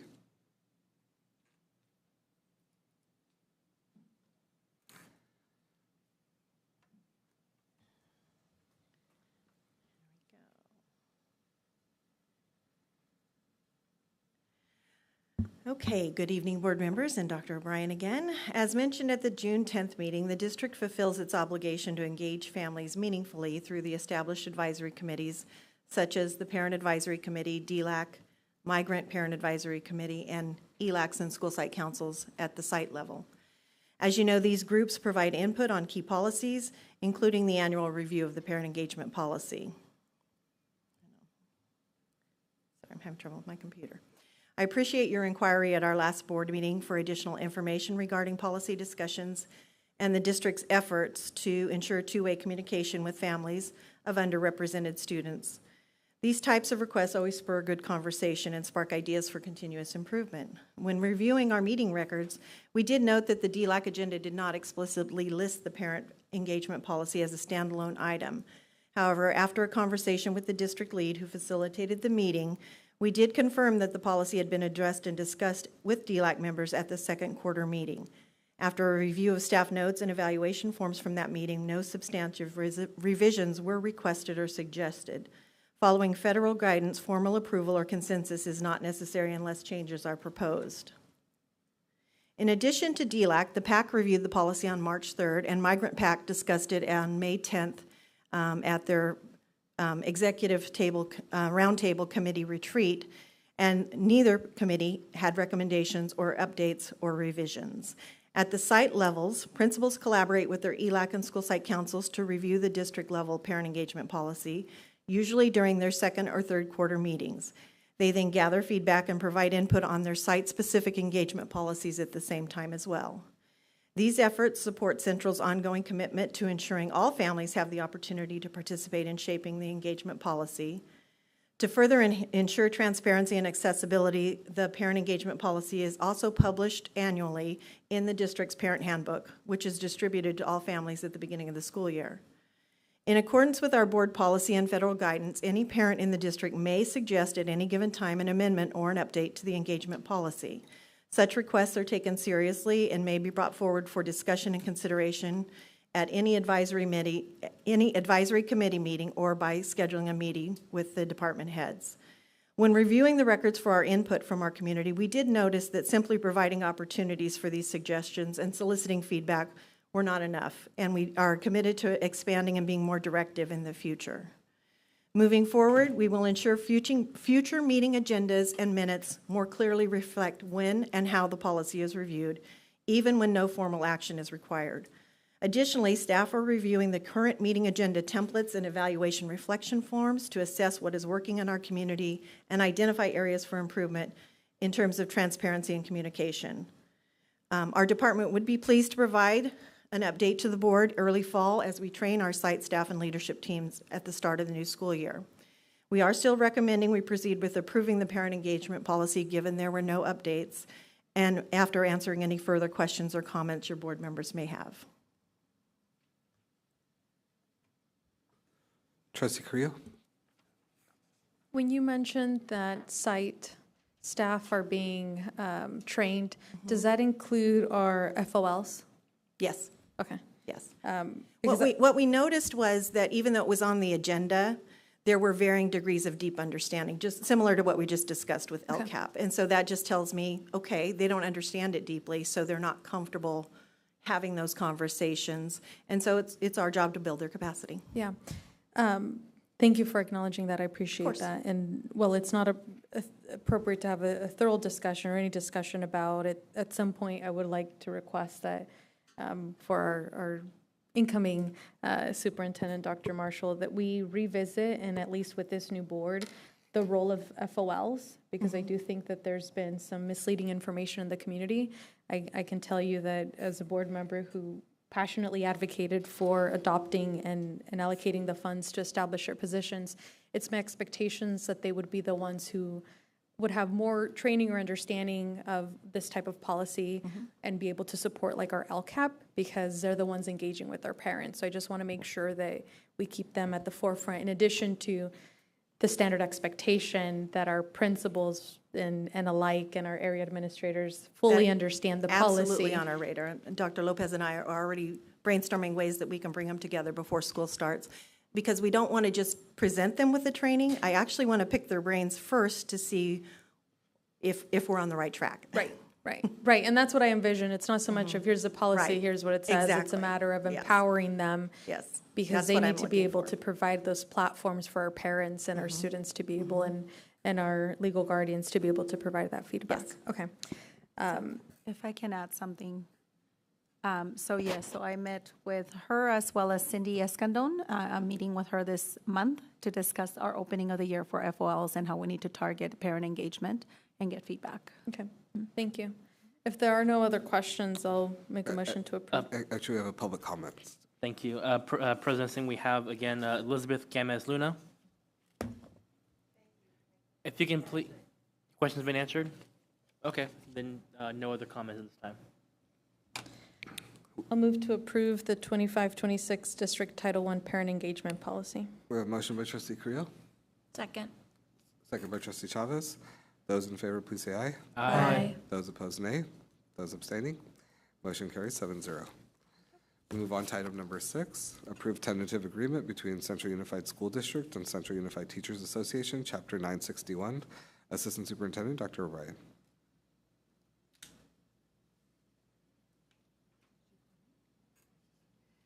Good evening, members of the board. At this time, I'm just pulling it up.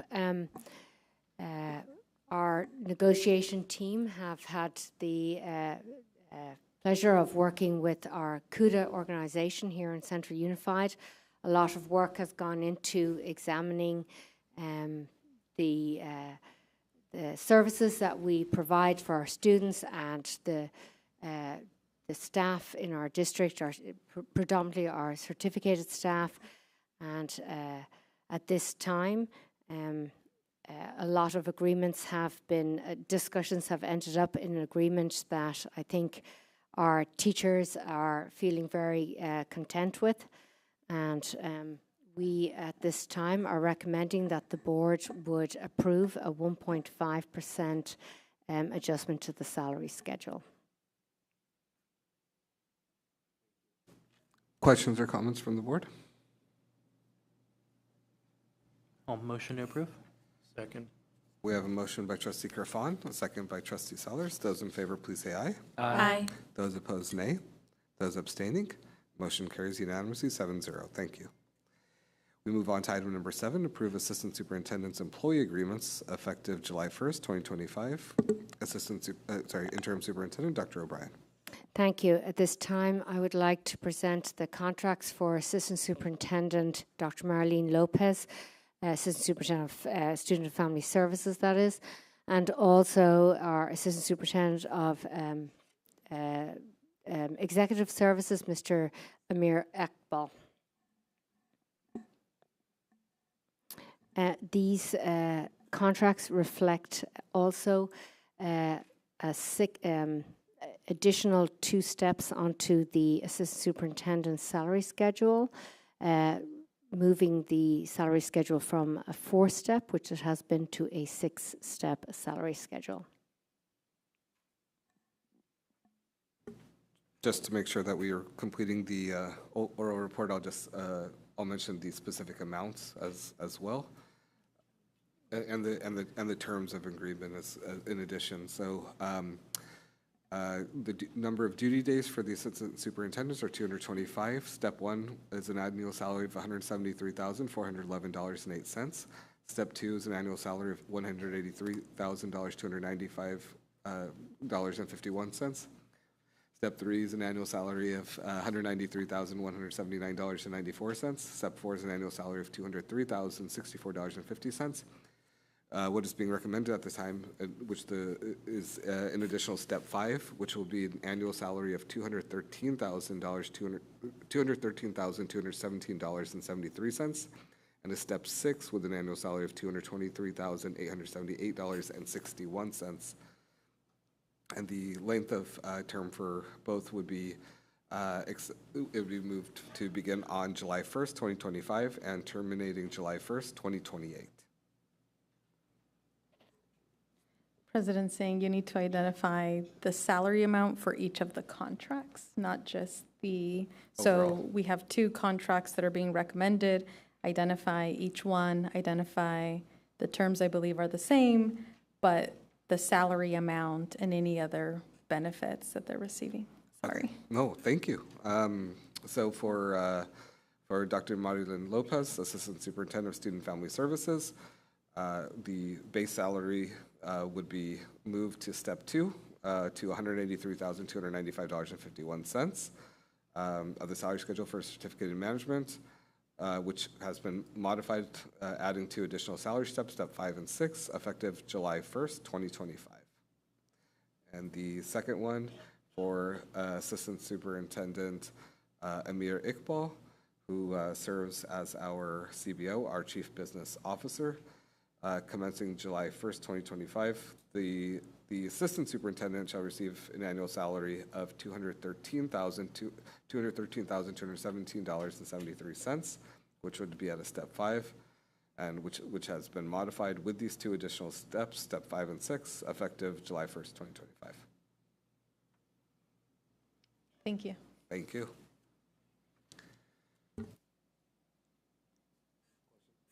Questions or comments from the board? Motion to approve both contracts. We have a motion by Trustee Sellers. Second. Second by Trustee Sidhu. Those in favor, please say aye. Aye. Those opposed, nay.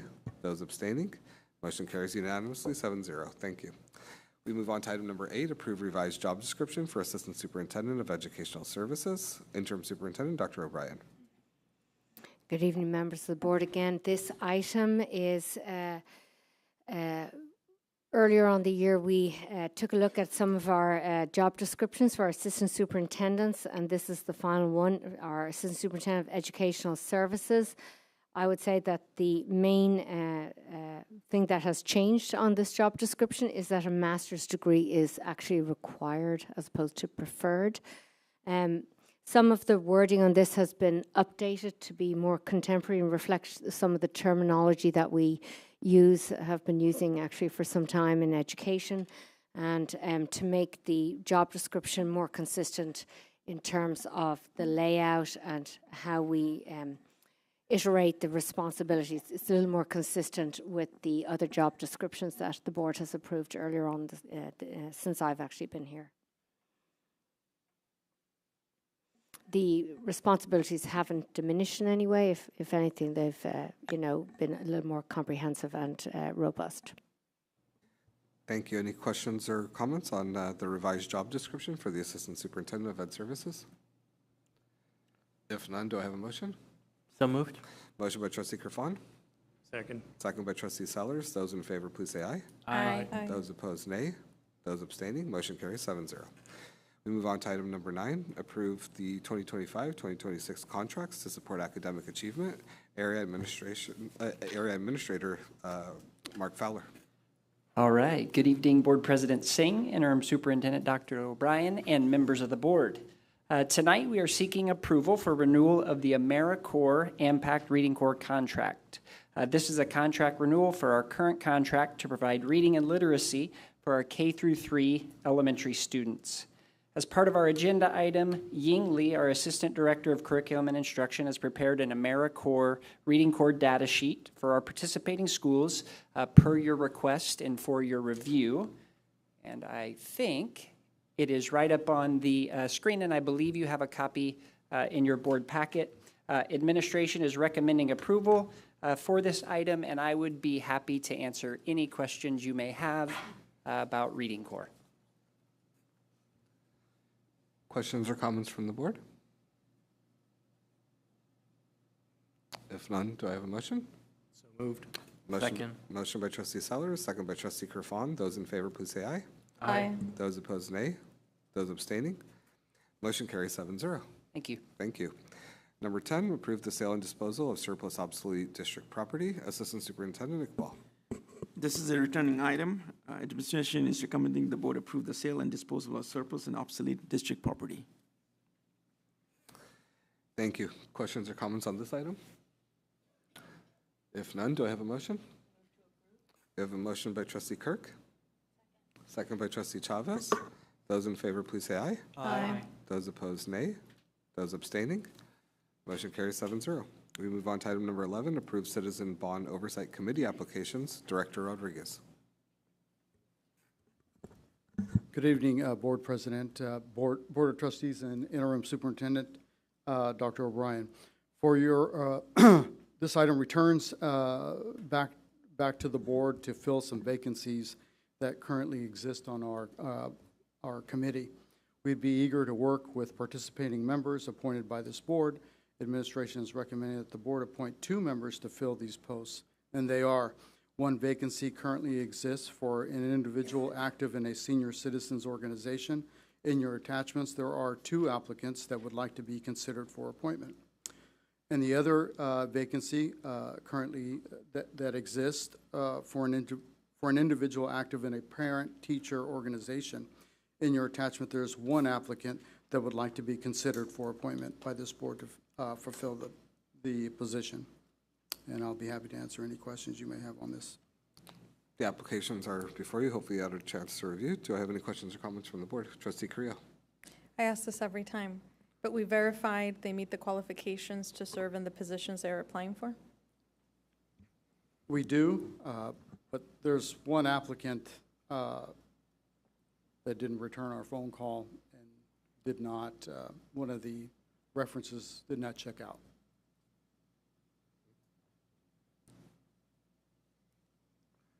Thank you.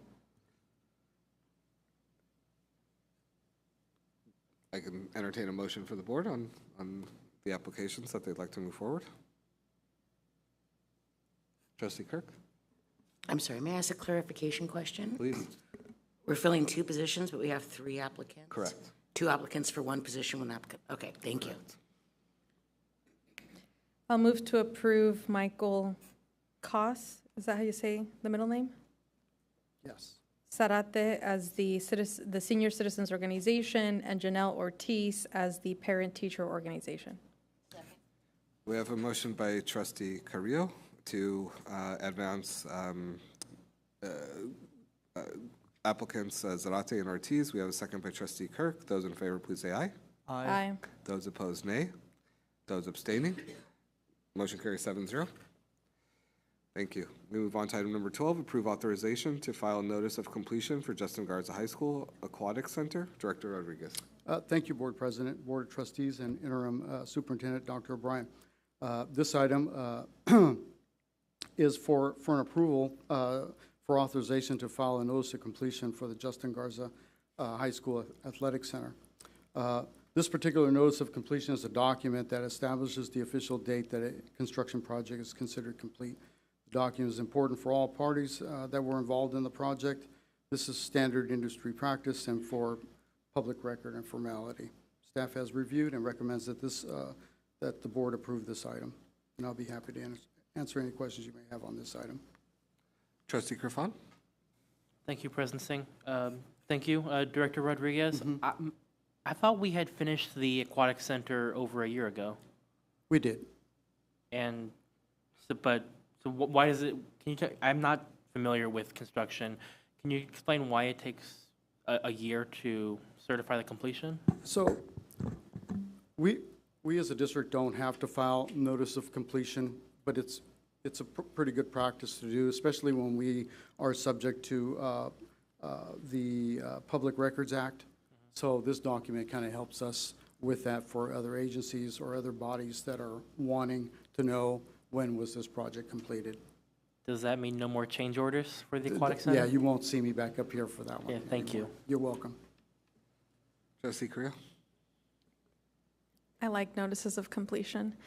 Can we implement some process or processes to ensure that moving forward, we're checking the box to say this has been completed and ensuring that we're doing it timely?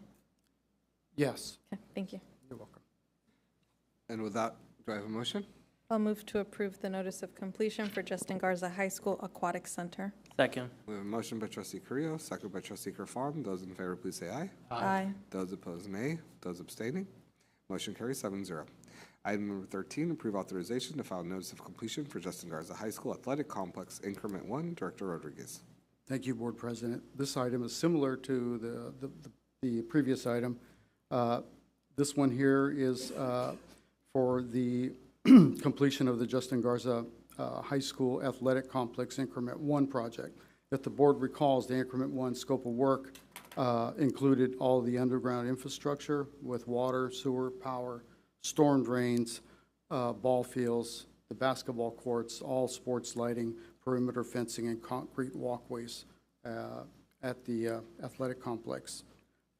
This is, again, standard industry practice, and for public record and formality, staff has reviewed and recommends approval of this item, and I'll be happy to answer any questions you may have on this item. Questions or comments for the board on this item? Then similarly, I think they like continued notices of completion, and so I will move to approve. I'll second. Motion by myself, a second by Trustee Carrillo. Those in favor, please say aye. Aye. Those opposed, nay. Those abstaining, motion carries 7-0. We move on to item number 14, approve bid schedule and award for Justin Garza High School Visual and Performing Arts bid packages number 2 through 10. Director Rodriguez. Thank you again, Board President, Board of Trustees, and Interim Superintendent Dr. O'Brien. This item is being returned to you tonight for approval of award. In your attachments are the bid schedule and bid tabulation received on June 11th, 2025 for bid packages 2 through 10. Highlighted in yellow are the low bidders for this project. What's not included here is the electrical bid package, which will be presented at the next regular scheduled board meeting on July 22nd, 2025. Administration recommends that this item be approved for award to the lowest apparent bidders for this project. And I'll be happy to answer any questions you may have on this item. Thank you. Questions or comments from my colleagues on the board? Trustee Sellers? Is the electrical bid package the only thing that's missing? Yes, so there's a total of 11 packages. One was already bid out a few months ago, and that work is in progress, so that one is not here. It's not part of this list. Okay. So the electrical is the only one missing. Thank you. You're welcome. No other question? Trustee Carrillo? Did the cost of this project stay in line with what we anticipated? Good question. So this project was a little bit over budget. What we had amongst the construction manager, the architect of record, and then we had a third party, Sierra West, that provided estimates, and most of them were in line with around 58 to 60 million. We had listed between 58 and 60 million on past board workshops. This one here is 70, kind of totals out to 73 million when you count bid package 1, 2 through 10, and 11, which we're kind of working out the details on that particular one. On the 11, we just had a bid protest, but it's resolving itself. So to answer your question, we're over budget. So what we're doing is looking to make some concessions and some adjustments on future projects to make those accommodations for the increase. Okay, so let's make sure that that comes to the board, because that's one of the few things that we have the power to do. And I don't want a repeat of previous history with other administration where decisions are being made and we're having to answer to our community and we have no idea what the heck is happening. So just, we all heard it's going to cost us more money. Those are the decisions that we get to make, and the public, then we can answer questions when they're raised by the public. So, okay, thank you.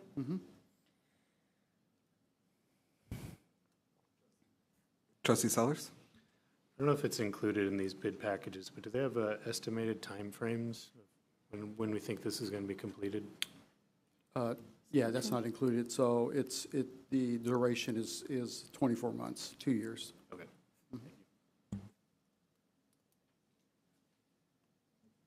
Trustee Kerfan? Thank you, President Singh. Have any of these, the lowest bidders, worked with Central Unified before? They have.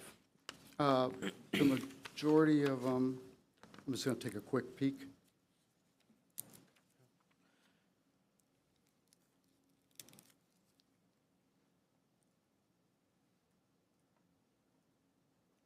The majority except for which one? The majority, except for one, and I think that's the fire suppression contractor. I think he worked with us the last time. I want to say it's at Rio Vista. That was many years back. And do any of these contractors have any history of underpaying or not paying their employees? Or any Not to my violations? knowledge, Okay. If there were those kind of violations, would that be disqualifying for us? During the pre-qualification process, there are questions related to that, and they are scored accordingly, yes. Okay. All right then, thank you. Thank you. Do I have a motion on this item? I'll move to approve the bid schedule and award for Justin Garza High School Visual and Performing Arts bid package number 2 through 10. Second. We have a motion by Trustee Carrillo, second by Trustee Kirk. Those in favor, please say aye. Aye. Those opposed, nay. Those abstaining, motion carries unanimously, 7-0. Thank you. We move on to item number 15, approve annual submission of the Carl D. Perkins Career and Vocational Grants. Area Administrator Fowler. All right, good evening again, Board President Singh, Interim Superintendent Dr. O'Brien, and members of the board.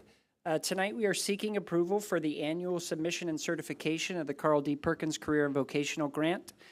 Since the original submission in the board packet, you saw that we have recently received notification that our application was approved. And if approval is granted by this board, Dr. O'Brien will sign and certify the grant for the funding for the 25-26 school year. Administration is recommending approval for this item, and I would be happy to answer any questions on this. Questions on this item from the board? Motion to approve. Motion by Trustee Sellers, second by Trustee Kirk. Those in favor, please say aye. Aye. Those opposed, nay.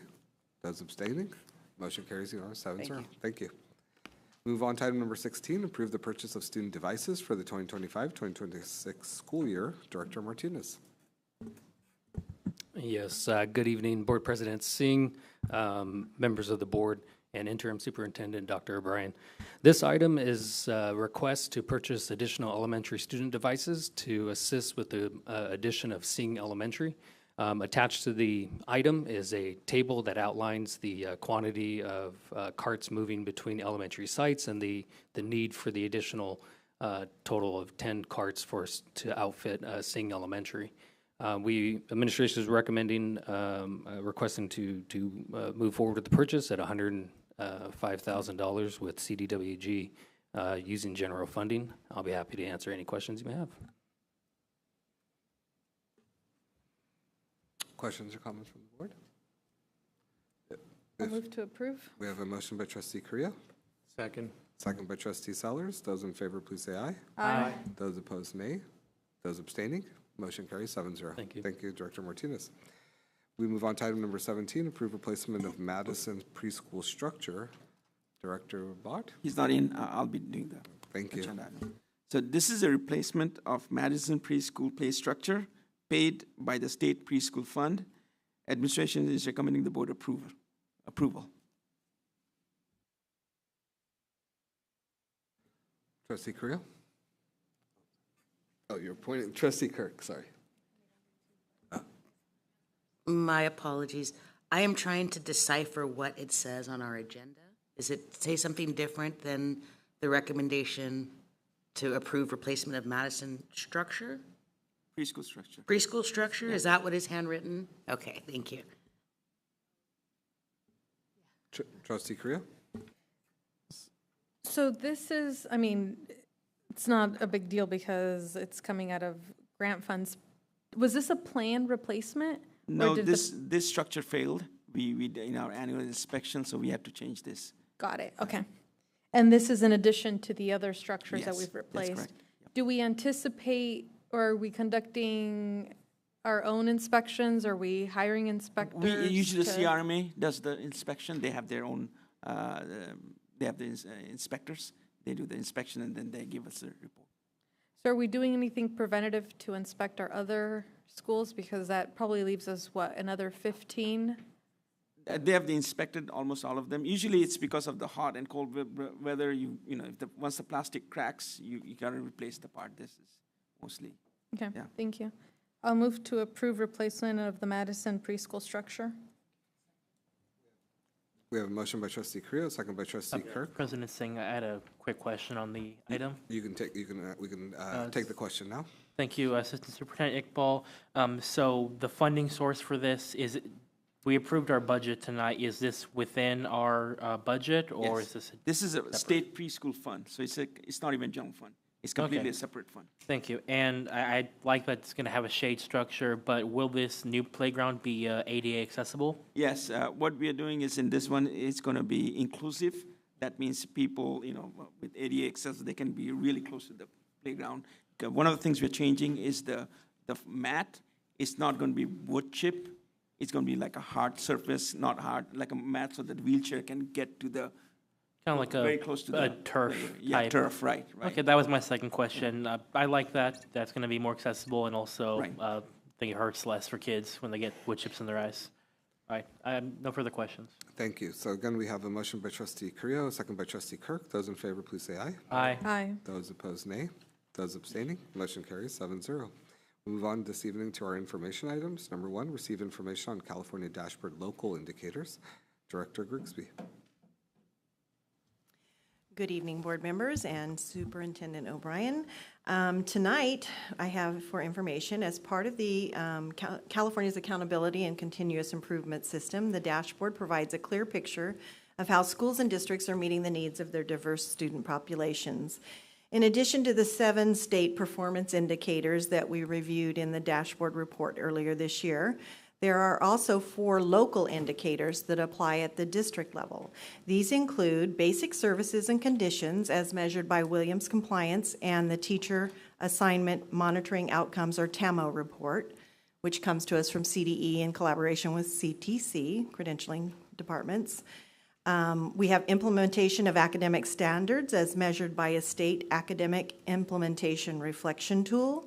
Parent engagement as reported in the Parent Engagement Reflection Tool, and number 4, school climate as measured by our Panorama Survey.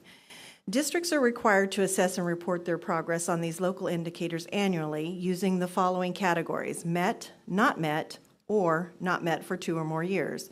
For 2025, our district has completed the required self-reflections and educational partner input processes. All 4 of the local indicators have been rated as met, with further details provided in the handout attached. I'm happy to provide additional information as needed. This item is for informational purposes only. Thank you. Any questions or comments from the board on this item? Thank you for the information. Move on to informational item number 2, receive information on quarterly Williams Uniform Complaint Procedure. Area Administrator Fowler. All right. Good evening, President Singh, Interim Superintendent Dr. O'Brien, and members of the board. For information only tonight, we have our quarterly Williams Complaint Procedure item. Central Unified Principals and Departments will compile information for this quarterly report. The information collected will show any deficiencies that have been reported in the fourth quarter in 3 categories: qualified teachers, clean, safe, and functional school facilities, and adequate textbooks. Administration recommends this item be placed on the next board meeting for a public hearing and approval of the quarterly Williams Uniform Complaint Procedure. And I would be happy to answer any questions you may have, but this is information only. Thank you. Questions or comments on this item? We'll return it next meeting as a hearing. Thank you. Thank you. Public hearing. May we just have this be one of our first items under action, so that if there's any members of the public, since it's a public hearing, please? We can, thank you. Item number 3, receive information regarding security services for football and basketball games. Director Hightower. All right, good evening. Board President Singh, members of the board, and Interim Superintendent Dr. O'Brien. For information tonight, we have the district-wide security services contract was awarded and approved by the board on June 14th, 2022, and renewed on April 8, 2025 to CIS Security. This item seeks the board to approve to allow CIS Security to provide security services for football and basketball games for the 25-26 school year. The estimated cost is $82,000 coming out of the general fund, and administration is recommending this item come back to the next board meeting for action. Any questions you may have? Thank you, Director Hightower. Questions or comments from the board? Trustee Creel. The security services being provided under this contract are in addition to the services we contract for from our local law enforcement, right? Correct. Okay. And is this, I think you said this, but I apologize.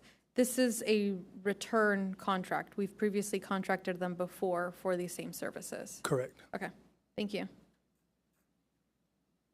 Trustee Sellers. The security services are inside the stadium and gymnasiums, or is this like a external patrolling parking lots type service? Both, inside and outside the stadium, and then inside and outside of the basketball gyms. Is there a recommended number of employees that they're going to provide in this contract? Yeah, for football games, we typically get in between 6 to 8, depending on their availability, and for basketball games, we get 2 security guards. There's no guaranteed hard number, though? You said it's between 6 to 8? Yes, depending on their availability, we typically get minimum 6, but we try to get 8 at our football games. Okay. All right. Thank you. Director Hightower, may I ask, I mean, this is obviously a group that we are recontracting with. I know in previous meetings we've had some conversation where parents and others have sometimes shared a little bit concerns about sort of quality control in terms of making sure that the services that we're being provided, especially around security at our major games, are at a high level, I guess. Are there any provisions or conversations that you've had with this particular vendor to just make sure that the folks that they're sending are really understand their job descriptions and are really performing it with vigor? Yeah, absolutely. Before each football season, we get together with CIS along with our law enforcement and our liaisons to go over expectations for our patrons coming to watch our games. And specifically with the security services, I think it came up in a previous board meeting. I think during public comment, people were kind of wondering with, particular employees might have been more focused on their phone as opposed to some of their duties. I think it just kind of came up in public comment. So I just want to, just making sure we're doing whatever we can to alleviate that, to making sure that the community's resources, again, as public stewards, that we're making sure that the community is getting the services that they require. Absolutely. Thank you. And with that, if there's no further question, we'll have a return under consent. Thank you. And with that, we turn to advanced planning.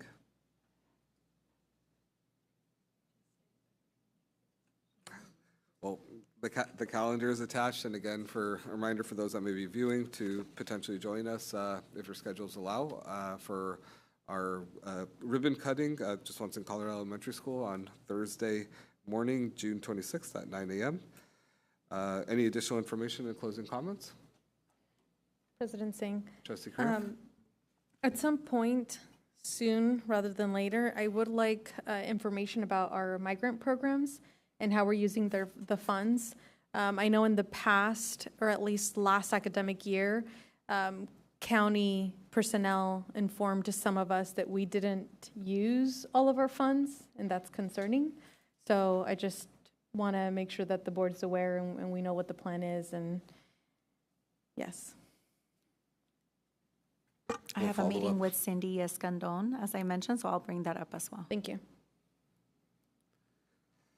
If no other additional information or closing comments, a reminder, our next meeting, our next regular board meeting will be held here Tuesday, July 22nd, 2025 at 6 p.m. for closed session, 7 p.m. for public session in the Central Unified School District Office, room 13. And we will adjourn back to closed session before we reconvene before adjournment. Thank you.